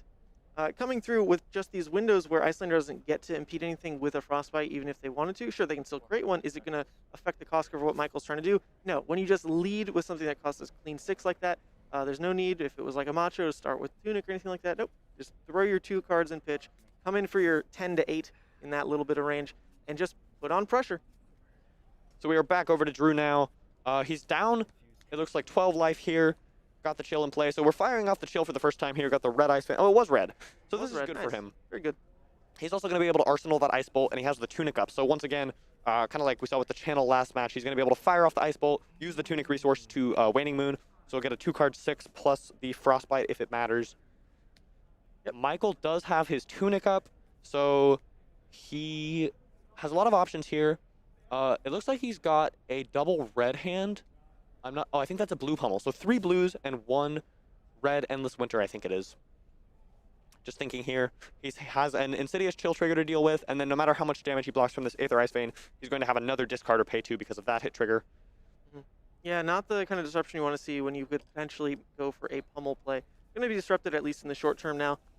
We'll see if he actually tries to set up the pummel and arsenal then, using Crown perhaps defensively to prevent some of this arcane. I mean, with only AB2, what are you likely to just pitch through? I mean, if you pay 1 blue, you've got 1 floating. That 1 floating pays for, I guess, 1 into the Aether, but then you still have to contend with the discard trigger. So, yeah, I guess you don't need to use Crown on defense. It's not really forcing anything. You can do everything by just pitching 2 blues here, paying into the AB and the 2 costs. Yeah, I think using Tunic to play Endless Winter would actually be a potentially great play with this hand. Yep. But unfortunately, Icelander has the ability to create that Frostbite, so it is very unlikely that that would work out. So I think Michael is actually in a slightly awkward spot. He, with the hand he currently has, maybe can't use his cards all efficiently. Just thinking about what to do. Maybe he's going to Crown, try to see 1 more card. Right. It looks like he's getting ready to pitch that blue pummel, either to pay for the chill or maybe to Crown of Seeds. So this is for the chill trigger first here, so paying 2 into it, leaving that 1 floating. Now to contend with the 5 arcane coming in from that red Aether, plus what is guaranteed to be another discard trigger coming through. He can't protect himself from that full 5 stack. So that's kind of what I was wondering about. Where does that Tunic trigger go? And it just sinks itself into paying for AB2, and then he's going to discard on the trigger, opting instead instead of paying into it again, just getting rid of a red. Yeah, so I think this is actually a really smart play from Michael. He's choosing to keep 2 blues in hand and just hoping that the Icelander's hand is forced to fire off that Ice Bolt, and he's able to just AB3 with that blue, AB2 on the Ice Bolt, 1 on the Waning Moon, something like that. Because otherwise there was really no way for him to super efficiently use his hand. He could basically do a 1-card 1 with Crown of Seeds, but he's now giving himself... Oh, yep, and here we go. So he's going to be able to use all his cards fully. Not bad, not bad. Yeah, because it's I mean, it's not necessarily going to be the Waning Moon play after it, but it does look so good when you've got the Tunic up. Follow it through. It does let Michael get full use out of that blue, to be fair. Yeah, so Ice Bolt coming in, Frostbite triggers on the stack. I wonder if he's considering activating Crown of Seeds here. Yes, it is. Yeah, Michael won. You freaking told us Michael lost. He won. Come on, Alec, get out of here. It is finals, sir. Yes, it is finals. Someone in the chat asked that as well. If you look in the bottom left, it should give you all the detail you need on what this match is in front of us. It is the finals. Turn 7. It's untimed at a 134-player event. This Battle Hardened here in Charlotte. So he did opt to just get the damage through. Michael got full use of that blue to pitch in, but hey, Drew still leaked where he could. And I mean, he still needs to commit to damage at some point in this game, find his openings for it. He's quite a bit behind to the point where even a good Stormstrider's turn doesn't buy him back what that deficit is right now. Yeah, I think this Insidious Chill in play, should he be able to use both counters on it, means that this game is actually quite close. I think that that'll be the key here. I wonder if from Michael's side he's looking to try to close the game out quickly because that Insidious Chill is in play. He wants to try to like kill Drew before Drew can find those Aetherized Fanes or present so much pressure that he ends up being forced to block with them. I think that Insidious Chill on 2 right there is probably going to be the biggest player and who ends up walking away with the win this match. Yeah, so we've got ourselves, they're about halfway through this first cycle of the deck here, and Michael hasn't been using Chronoseeds very often. I believe maybe, has it even been triggered once this game? Maybe once? He did use it once with the Tunic. I think that might have been the only time. So it looks like here he did opt for the block 2 cards Ice React play, so Drew is left without an arsenal. Michael's coming back in for 4 with the Titan's Fist, and Drew, I think Drew into a red Aether Ice Vein. Yeah, it looks like red Aether with at least 2 blues to go that line. There's the Aether Hail and an Emeritus. Can't quite make that 4th card, but you got to be pretty happy with that. This is not a disruptive turn at all. I think that 4th card might be another red or yellow Aether Ice Vein. So Drew's got to be considering here, if he wants to try to keep both and arsenal one of them, he'd be forced to basically Waning Moon for 2 with that ice card that he fuses with. And then if he strips Michael's whole hand, he might not be able to make use of all of his cards the next turn. So basically he's balancing making an inefficient play in order to guarantee to keep another Aether Ice Vein versus just blocking with one of them and trying to find one more out of his deck before the game ends to use that Insidious Chill. So I bet that's what he just checked his graveyard for. We got a clear view of the graveyard here. It looks like we've only seen the 1 red Aether Ice Vein. So assuming he's on Hamilton's list, I think he's got 2 in hand right now, plus 2 more left in the deck for a total of 5 non-blue Ice Veins. That's great foresight on your part, because if he does fight for that second Aether Ice Vein, to your point exactly, if that means Michael has no turn, it passes back to Drew. If he's plopped that non-blue in Arsenal, then, and that's where your action point goes, what do you do with the rest of that hand if it's not like E-Strike exactly, basically? Exactly, yeah. So it looks like he's... Oh, is that a red Emeritus Scolding? Oh, it was a red Emeritus. Ooh, okay, so he's opting to... Didn't even catch that. Very interesting. So it turns out he actually only had 1 blue in this hand, so he couldn't fire off the Ice Vein. So he's just choosing to Coronet Peak, go ahead and arsenal that Ice Vein. So it's interesting. He chose to overpitch here, putting that red Emeritus back in his deck when he could have blocked the extra 1 on Titan's Fist with it. So Drew is valuing keeping that card in his deck over 1 life point. Drew, given Endless Winter a read, it's got a lot of text on it. For the most part, doesn't really come up in this situation. Michael Feng not fusing it. What it does represent is pummel threat even through a Frostbite here, which is definitely something to keep in mind. Even if pummeled all the way through, it's not like it's going to present true lethal, so Drew has a bit more room to play around this as he wants. Yeah, I think Michael's been sitting on that arsenal for several turns. I don't remember if we know what it is, but Drew certainly doesn't. It looks like he's got multiple ice cards here. He's got, I think, 2 Frost Hexes and a Frosting. So the Frosting is not great to arsenal. It is okay, assuming you can Waning Moon and use the resource on Ironhide Gauntlet. It's not horrible. The Frost Hex could potentially be good here. It's getting a little late. We're about like halfway into the game. It's a double Frost Hex in. You see that? Double Yeah. Frost Hex back to back. Yeah, and it looks like, I can't tell what that last card is at the back there. I think it's a red card. I think it might be a sync, actually. It looks generic to me. Part of the part of the harm in losing these hand cams. How useful would they have been if they didn't just die this round? Oh well. I will say, in general, they're very helpful to have. I think it's really cool that you have them set up here. Well, if they keep dying, I need to reinvent some part of this thing, because as it is, they've had a bit too many issues today for me to feel comfortable with. But we'll keep fixing things. Yeah, for sure. The more it breaks now, the better I can make it for next time, is the unfortunate truth. So, yeah, at the cost of our current viewers, the future viewers will be happy. 100%. That's a good attitude. Yeah, I feel pretty confident it's a red pitch. Looks like he's grabbing it out now, so... Oh, no, it's a winnable, not a sync. Oh, so Drew's faced with a tough choice here. He can either block 6 and fire off that Wounded Bull for 8, or unfortunately block 5 if he wants to guaranteed get this Ice Vein out. Well, it's a choice that scales as well, dependent on if that's a pummel or not in Arsenal. This is true. Because you don't get to just say, oh yeah, sure, I'll block 6. That plays right into pummel destroying this play, and just turning your turn into Coronet, but Michael has Tunic up, and you're not committing to playing anything out of Arsenal that gives Frostbite to force that Tunic out. So pummel actually, huge threat here, huge threat for how Drew wants to scale this hand. Yeah, he at least does have the Coronet Peak to make use of any 1-card hand that he's left with, but it would be quite strong. if Michael's able to fire off. Oh, and he does have the red pummel. He's a red pummel. Oh, Drew chose to just block one card, so he'll still, whichever one of those two plays he wants to make, it is still secured. I suppose a good read by him. He's going down to 10. Michael's at 28, so Drew is falling farther and farther behind Michael's. Yeah, I mean, that was the right call in the end. If you really are going to respect pummel, you do just only have room to block the one to still keep your options open to make this kind of disruptive play, which he needs to when his life dropped that significantly. Yeah, and it turns out this was actually not a frosting. I saw it wrong. It was a blue Winter's Bite. I think that's a blue. Yeah, that's a blue, I think. Yeah. So we've got the Insidious Chill again. Yep, one. See the one. Michael is paying 2 for the Insidious Chill, and then he is considering what to do with this 5 damage here. He does not have an arsenal, of course, because he just played the pummel from there, so no option to Crown of Seeds. So there's a blue pitch. Now it's a question of how to handle the Ice Vein coming through. We saw Michael last time treat this as, okay, I'll use Tunic to go ahead and eat the Ice Vein discard, and looks like he might be thinking about this one a bit differently, scaling it to perhaps pay into the AB that he can, into then the additional 2 floating going into the discard trigger. Yeah, I think Michael is incentivized to try to keep his Tunic here, because if he makes any sort of non-go-again play, like just swinging the hammer, Drew could try to take his arsenal away with the Winter's Bite, but in response to that Icelander Frostbite trigger, Michael can just activate the Tunic and give him that for Winter's Bite, which is definitely not a trade Drew wants to be making. So I think for as long as that Winter's Bite stays in arsenal, Michael is very interested in keeping his Tunic on 3 to combat it. Absolutely. Yeah, good call. Good call. A little bit of internet hiccup in the background. We're trying to get that stabilized, folks, just by the way.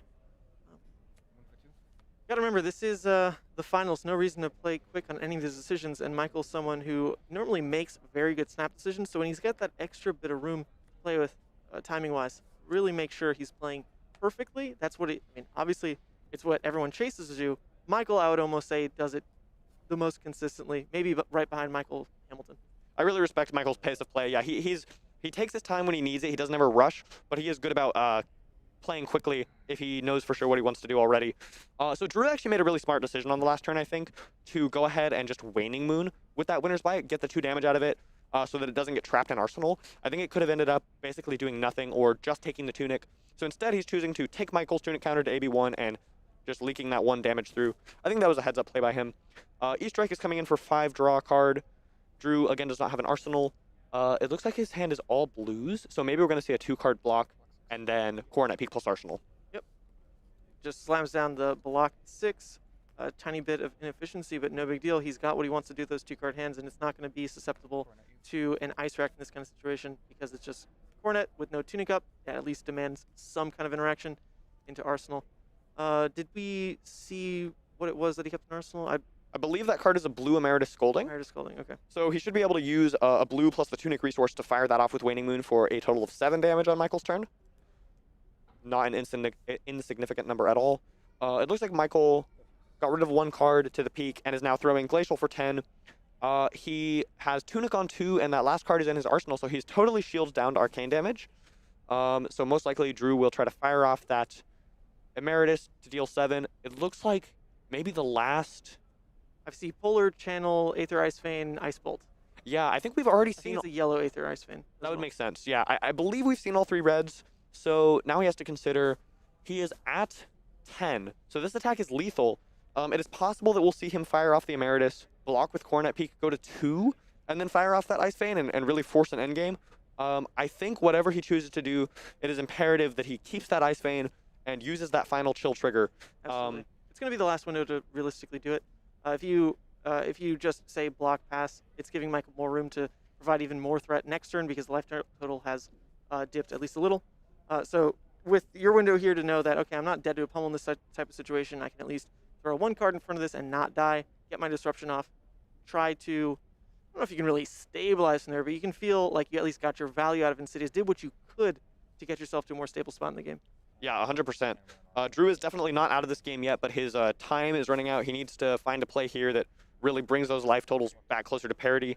And, yep, he's going to block with the Coronet Peak, take 8 damage down to 2. He does have a lot of arcane damage coming in this turn cycle. And something of note, he has not been able to block with that Ironhide Gauntlet yet. Most of the time in games like this, at least once you're able to just you randomly have a resource floating for some reason and you're able to toss that in for an extra 2 life.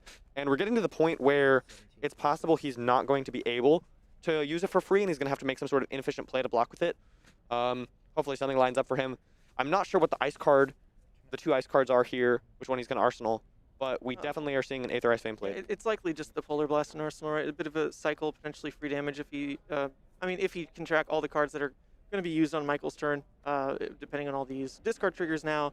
If he opts to just swing into Titan's Fist, then there's potentially room to get free damage, which is, those are the windows Drew kind of needs. He needs to know his damage lands. Yeah. And then eventually close that gap with what Storm Striders potentially allows. So Michael is up 15 life right now. It looks like he's very far in the lead. I do think he's slightly in the lead, but this game is actually a lot closer than it appears because of that Insidious Chill, Arcane Damage coming in. Drew could potentially find a window here to make a Strider's play and get it done in the next couple turn cycles, but a couple things, things really need to go his way because he's at such a low life total, and Michael does still kind of have a buffer. Michael knows that Polar Blast is being arsenaled here, so even if he were to take all the damage from this Ice Vein and go down to 13, he knows he's nowhere near taking lethal this turn cycle, so he can present a lot of damage. Yeah, we just updated that Coronet Peak, of course, blocked and is in the graveyard. Yep. Things are looking grim for Drew here, but there is always a chance.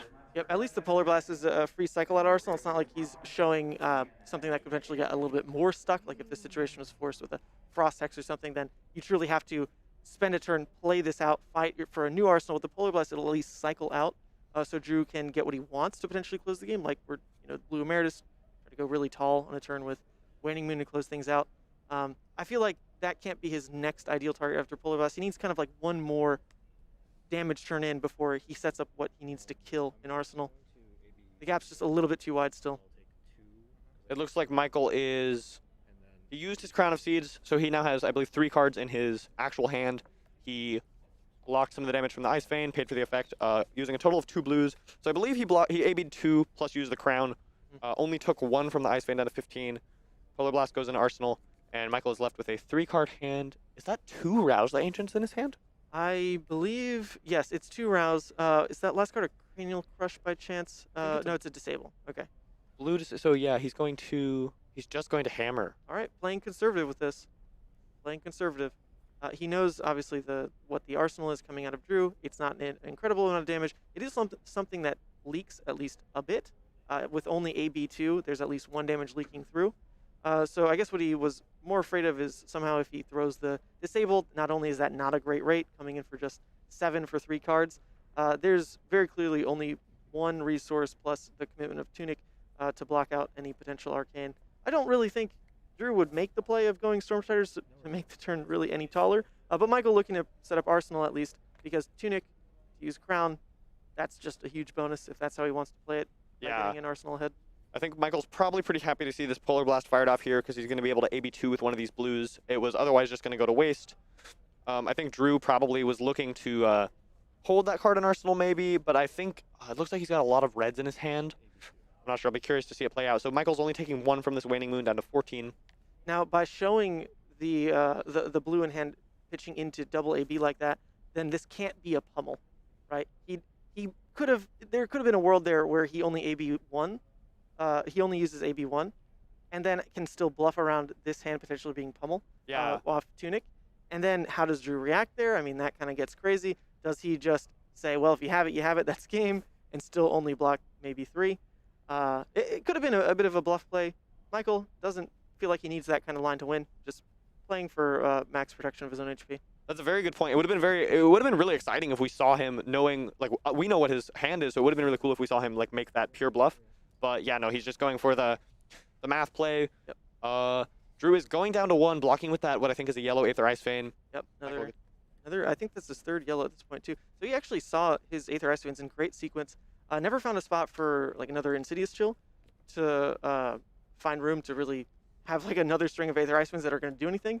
I don't think he fights for a 3-card hand of Aether Ice Vein anymore. It's not going to be disruptive enough. Yeah, I don't think so. I think so. It looks like he did have a lot of non-blue cards here. I believe his hand is a Wounded Bull, so he's back up to 2 life with the Fighting Spirit. This game is definitely still a real game, but Drew still needs some things to go right for him. being at 2 life is really nice. He can take 1 damage from 1 hammer swing before he has to start giving tunic or 2 cards or anything like that. He's setting this Wounded Bull in his arsenal, so he really needs Michael to make a play that basically would not incentivize Drew to have a blue and just lets him use this red from arsenal nicely. It looks like Michael is going for an E-strike for 7. In theory, this is one of those turns. There is a world where Drew says, okay, I'll just block 6. There's nothing you can do to buff this thing. I'll just take 1, go to 1, and then with that 2-card hand, swing 8, try to reset arsenal. Yeah, and that works out fine. Drew's tunic going up to 3 could end up being really nice to finally get that Ironhide Gauntlet block off. Assuming he doesn't have anything else to do with the resource. He's blocking with 2 blue frostings, like you said, just going down to 1, and he will be able to play this Wounded Bull. This feels like a really key time potentially for that Ice React from Oldhim. Exactly. Yep. Tunic's up to 3. Michael can, depending on what his hand is and how he wants to play it, can keep himself safe from the arsenal. If he were to block 2 cards, Ice React, swing Hammer, he's feeling pretty safe. At this point, Hammer's quite tough for Drew. I don't know if he's playing Sink Belows. We did see 2 Sink Belows used early. Okay, cool. There are 2 in the graveyard, so there's 1 more floating as we approach.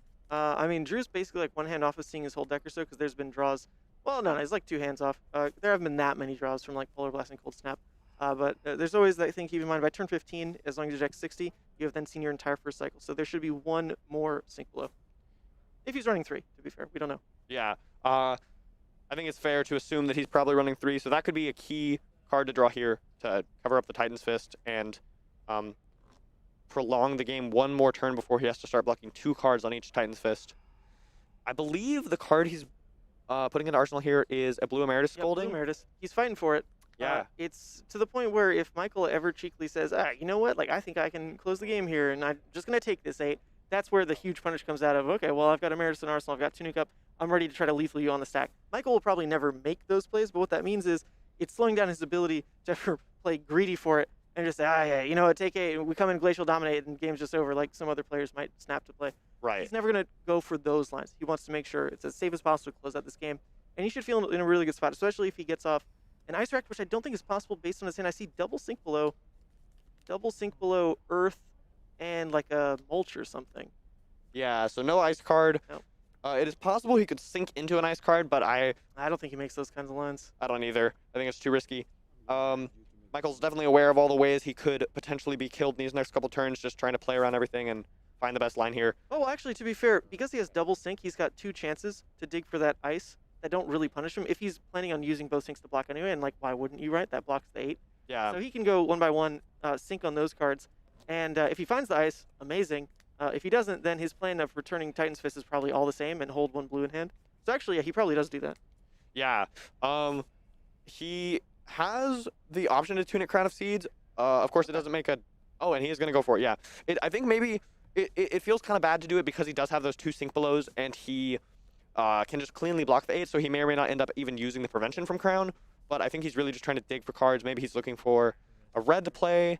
I'm not sure. If he stays at 14, he's pretty safe to just throw a big red with 3 cards. If he throws a 10, then Drew is really put in a tight spot. Like we mentioned, that Ironhide Gauntlet could play a big role here. Oh, and he found the red Thunderquake, I think. Wow, yeah, very good. Well, he definitely just throws that hand then. Yeah, so he's very safe from lethal. Not very safe, but he is safe from it. I think Drew could only put him down to 3 here if he had like a Yellow Ice Fan or something. So yeah, 10 coming in. 10 coming in. I mean, Michael says, hey, I've got no cards in hand, I've got no Tunic up, I've got no ability to Crown or AB, but when do you kill from 14 here? That's just literally 1 above the kill range, right? 13's the highest you can get off Striders, is that right? Yeah. If you go Emeritus, Waning. That's correct. Is 11. Oh, no, that's only 11. So actually, it'd be 13 off of Metacarpus, which he doesn't even have. I believe it would be 13 if you have the Red Emeritus for 6. Oh, Red Emeritus. Yeah, you're right. If it's Red Emeritus, then 13 is the exact kill range. This is the kind of threshold that Michael obviously has memorized in every matchup. He knows everything that's worth counting for. And in this kind of matchup, it's not as simple as like, oh, just don't get a 2 with Reckless Swing. He's scaling up, he's scaling down. He knows that 13 is really the highest kill range possible. And so he's making this play with full knowledge that he can't just die. 100%. And it is interesting. Early in this game, we saw a Red Emeritus pitch, so we know that those are in Drew's deck, and that also tells us that he's not on Hamilton's list card for card anyway. It looks like he's still just considering his blocks. I do think this Ironhide Gauntlet will potentially matter a lot here. He has a no block card in hand. Oh, it's an expose. Yeah. Wow. No block in Arsenal, and without Crown of Seeds, like, what the heck do you do with that card in hand? Or not Crown of Seeds, Crown of, Jesus Christ, Wait. Hornet Peak. Am I mistaken, or did he only declare a block for 9 there? Well, I believe that was maybe one of the blues blocked 3, and I thought it blocked 2. But that was E-Strike for 3 plus Gauntlet up to 5. Definitely a Polar Blast or something like that, and then I don't know. It must have been 10. But we're going over to his turn. His only card in hand is exposed. His arsenal is the blue Scolding, so he's in a really tricky spot. Wow, so I guess he can say pass, or he plays out the Scolding, but then, like, that's all. So, okay, well, to be fair, this is still on Michael's turn, so at least gets the 4 damage out of it. Yes. But now, Michael's playing face up at this point. Drew, no Arsenal. There's the Emeritus, or not the Emeritus, there's the Stormstriders to go for an Emeritus line, but that's not going to kill him still, even if it's the red plus moon. That's only 9. So Michael's still 1 above the potential lethal kill range here. It's very great. close, Great but play. yeah, Drew does not have any outs to kill this turn. I think he made a slight misstep there. He used the Tunic resource thinking that maybe he was going to hold the exposed and then ended up pitching it to the Emeritus, but we had 1 floating resource go to waste. Hopefully that doesn't end up mattering for him. Blue Winter's Bite being played from Michael. Drew's pitching for it, leaving up potential resources to do Strider's things, but like you mentioned, those can't kill Michael, so it wouldn't make a lot of sense. Blue Disable coming in for 7. Oh, Okay, paying into things like Brothers Nurse makes sense. that's a very nice card to have here.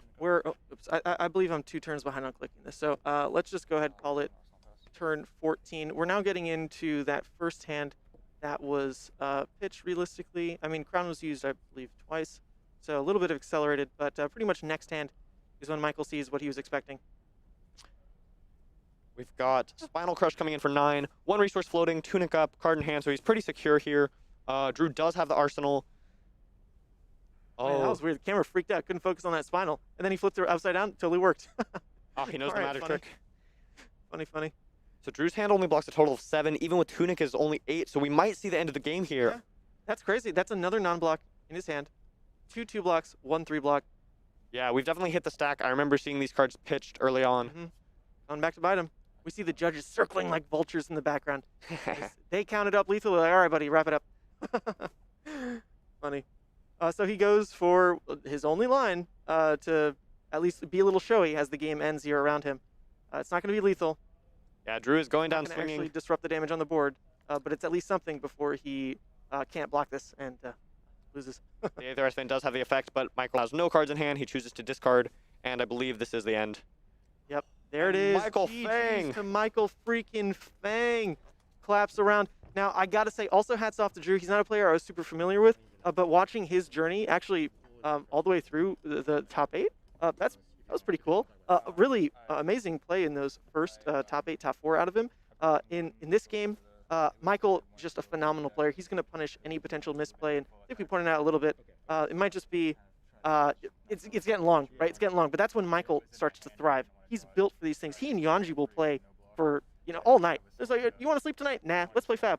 And they'll just do it. He is built for stamina. He's built for these long games, and really put on a show here. Did absolutely amazingly well. But hats off to Drew as well. They both walk out of here with PTIs. But that is going to be Michael Feng. Michael Feng as the winner of Battle Hardened Charlotte. I want you to run the interview. Let me go grab him real quick.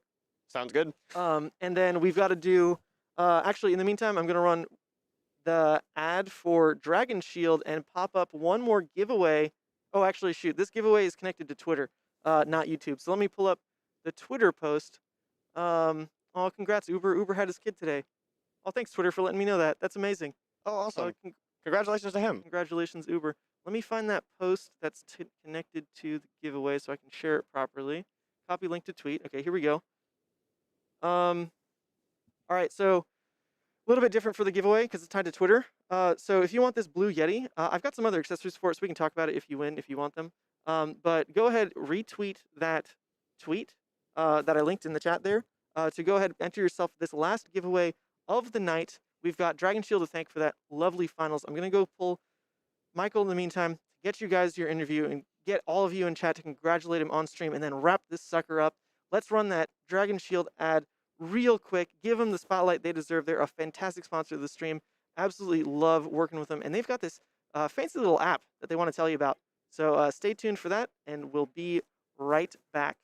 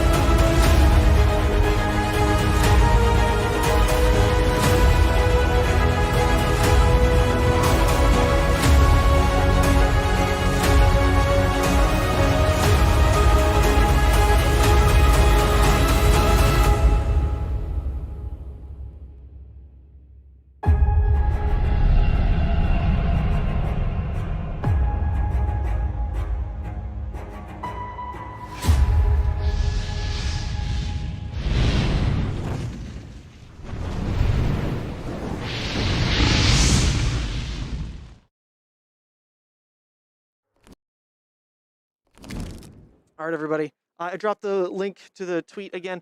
It's the initial tweet where I put out the whole sponsor plan. I think most people retweeted it anyway, but it's in the chat right now. We'll do that drawing right before Michael jumps on. Once again, shout out to every single sponsor who jumped in to make the stream possible. I saw some people in the chat say, let's just start a crowdfund, a GoFundMe, and get ManSent the best equipment in the world. I'd love that, but I'm not the proper I'm not the proper person to throw that much money to. I only know what I'm doing because of like kind of the slow progress of my own personal investments and this kind of thing. I don't just like have all this. I mean, I've got the big ideas, I guess, but I don't just know what's best in class and what would work necessarily for every single tech upgrade. I kind of just figure it out by myself, and luckily Amazon has a great return policy, so if something doesn't work, I send it right back and try something else. But these cameras, it's just been a really long day. I think the overheating is kind of the main issue I'm running into, but if I can upgrade those to mirrorless cameras, then, I mean, that's just the upgrade that I'm really gunning for, and I've been able to talk to Anurag Das, who does the magic stuff, and he had some great recommendations for me, so I'm going to collab with him a bit more, really figure out how to get the streaming set up where we want it. I'm just happy to be here, and keep doing coverage like this and partnering up with pretty amazing community members. Whenever Brody and I play, I get freaking pissed, all right? But whenever we hang out otherwise, it's super fun. Because this man, I mean, I only play Levi, right? And you know this guy does not make mistakes. And you know what's even more frustrating is I can also play a game where I don't make mistakes, but I'll just freaking die, all right? And he's freaking remorseless. He's just over there, oh, you took blood debt. I'm like, yeah, fucking took blood debt. Jesus Christ. Like, anyway, I don't handle my cool around Brody, all right? Let's get Michael talking over here with the Kid Wonder Brody Spurlock. Let me change your tag real quick. 1 second. Michael Feng. Do you want Michael or Shuo? Michael Feng, Battle Hardened champion. Winner. Let's get you in a bit of an interview, and then we'll draw for the... Alrighty, thank you, Ethan. If you want to open this on stream, of course, go for it. All right, let's welcome the winner of Battle Hardened Charlotte, Mr. Michael Feng. How are you feeling? Whew, it never gets old, guys. Oh, big Dawnblade energy, Aiden. Oh, you guys want me to open this? Is there like a camera for them? The camera is That camera? up here. Yeah, you All right, can open it guys, up. let's open it. Thank you guys so much for. I have not read any of the streams, so if you guys have been cheering me on, I am so grateful. I know I didn't show up and stream at all this tournament until the finals, and that's kind of how I wanted it. I mean, you made it all the way there, right? Yeah, I was like, until I have to be on the stream, but I am so appreciative of this opportunity. I'll go ahead and open it. Let's do it, guys. All right. You have to hold it like a little bit up Okay, there. okay. It's happening. It's happening, guys. Dun dun dun. And oh yeah, I don't have a mask on. Ooh. Spellbound creepers. Spellbound Creepers. What a legendary. Woo! Sorry, I don't have a mask on. Oh, thank you guys so much. Did you have questions for me? I don't know. In the quarterfinals, I got really lucky against the Dromai opponent. I think I was hoping he didn't have a 2 3 blocks. I threw a CNC at him, and he knew that I had the CNC because I roused the turn before, but somehow he got caught with a sink below, and he was at 1 at that time, and that's like, I was dead otherwise. Gotcha. Actually. So I feel so lucky to be here. So feel so grateful. I was not undefeated. I lost 1 round to an Icelander in the Swiss in round 5. It was not that Icelander. It was another Icelander that top 8'd though. The other Icelander that top 8'd. Yeah. What would you say was your favorite match from today, or most interesting match? My most interesting match, the one that I think I actually kind of wish was on stream, was my semis against the Bravo. Okay, yeah. He played extremely well. He knew basically what to do in that matchup. And I, once again, felt like I got so lucky in that matchup. I was at 1 when the game was over. But he was also at 1, so obviously, like, Winter's Whale is really good in those situations, but I still had Tunic Crown. So we kind of, like, looped each other, and I pummel locked him. But, like, that game was just, like, textbook Guardian Mirror, 2 players that know the Guardian Mirror in and out. I got lucky at certain points. I gained 2 life off my hard Fendel, and, like, I ended up at 1. So, like, you know, like, that's just how these games go. Ugh, wow. that was probably the most interesting game. I think my Bravo opponent played super well. So it sounds like 3 very tight games in the top 8. Yes, they were all tight, all on the precipice of death. That Icelander game was very interesting. I had a good time commentating it. He got the chill early and managed to kind of claw back using all 3 counters on it. Yeah, I think that third chill use going to 2, going to 2 was like the most sketchy, but his hand had 2 blocks. Yeah. And the moment he blocked of Crown, I felt like I had won. And Yeah. I think he probably, sorry, not Crown, Cornet Peak. I think he probably felt that too. And he felt that the only way he can win is by getting this last chill trigger off, Yeah. not leaving it on the table. And yeah, I don't know, like that game was, I was nervous the entire time. I was like a nervous wreck because, you know, you get to a certain point where you realize, I think I'm going to win this thing. And like, I'm not prepared for that. Johnny's like, can I sponsor a box right now? I was streaming on Friday. I do like box breaks and stuff. And these are some of the usual suspects. Oh, very nice. Yeah. I'm so happy you guys are here to support me. Just feel so lucky. That's awesome. You got a lot of people in chat cheering you on. Yeah. Thank you guys so much. How did you feel in that Icelander game when you saw him pitch that red Emeritus Scolding? Dude, in my head, I was like, I gotta keep in mind that thing. And actually, the time when I double synced, I was thinking about that red Emeritus. Yeah, 'Cause gotcha. We were getting to that point, but then I realized, wait, if like these are the first times I've seen my sync, and I've been crowning, I've been doing this stuff. There's no way he's gonna get to his red Emeritus, and I actually double synced into that red Thunderquake. Yeah. I was gonna just throw a cranial crush. I remember we were I was watching you like, sync sync? twice, and yeah. Sync? I looked at my deck and I was like, I literally have seen every single possible card in my deck right now. Yeah. Except for these 2 syncs, an odd amount of blues, and this red Thunderquake that's left. And so I just like went for it, and the moment I got it, I was like, I am a luck sec. No, Like, I mean, yeah. This is like what I wanted, right? Like I was syncing for it, and I got it, and I was like, it's just like these are the type of things that like win you tournaments, right? Like I got a +2 right there. Yeah. I did waste my tunic, and I crowned away a Rouse that was in my arsenal that I was like iron gripping that Rouse, but my hand was sync, Autumn's Touch, Chokeslam, Yeah. and I was debating taking 4 and just going sync a random card, look at the top card, but I counted, and I was pretty sure it might be a night ice card, and then like those 3 cards can't even Rouse, and then I'd be boned because I'd have 3 blues and a Rouse in my hand, so I didn't go for the risky play. I went for the safer play, and I got so rewarded. Yeah, I mean, you knew what you were looking for. You Yep. made a judgment call, and you paid off for you. Yeah, I yeah. think we're getting ready to wrap up. I think the venue's shutting down, but yeah. oh, yeah. Okay. Should I hop off? Oh, yeah, for sure. All I gotta do is click giveaway, and then we're done. Yeah. Okay. All right, I just wanted to get in here and say thank you so much. I know you are just constantly this player I see always getting so close. Yeah. It is my absolute pleasure to get your win on camera. Thank you so much. It was a lot of fun. Brody also is teaching me the ins and outs. I mean, guy's a genius. You're a genius. I was surrounded by so much knowledge today. It felt amazing. We've got one more thing to do, which is do the giveaway. Hey! For this Blue Yeti. It was the my kind of initial piece of investment into this whole like YouTube creator journey. You should sign it. If the winner wants to sign it, sure. Let's go ahead and do that giveaway. So this one is a bit different because you have to do a retweet because this was from a while ago. So let me do Twitter retweet giveaway. I forget which website I was planning on using, but here we go. Let's pull it up, get the winner going. The winner doesn't have to be here, obviously. I'll find them on Twitter later, but we'll do a congratulations from the 2 of us and call the stream. So let's load tweet. Oh my goodness. Can this go any slower? Winner count 1. You don't have to follow me. Profile must have, I guess, a picture. Can I continue? Entries are loaded. Okay, entries are loaded. Let's see, window capture. Let's get a bit more of this on camera. Shrink it down just for the proof. Put it up here. All right, we're gonna step 3 draw. Let's do it. Begin draw. We've got one winner that this Blue Yeti is going to kick off your content creator journey. All right. The mic I use. It's the mic you use too? Yeah. Sick. Leslie bought that for me.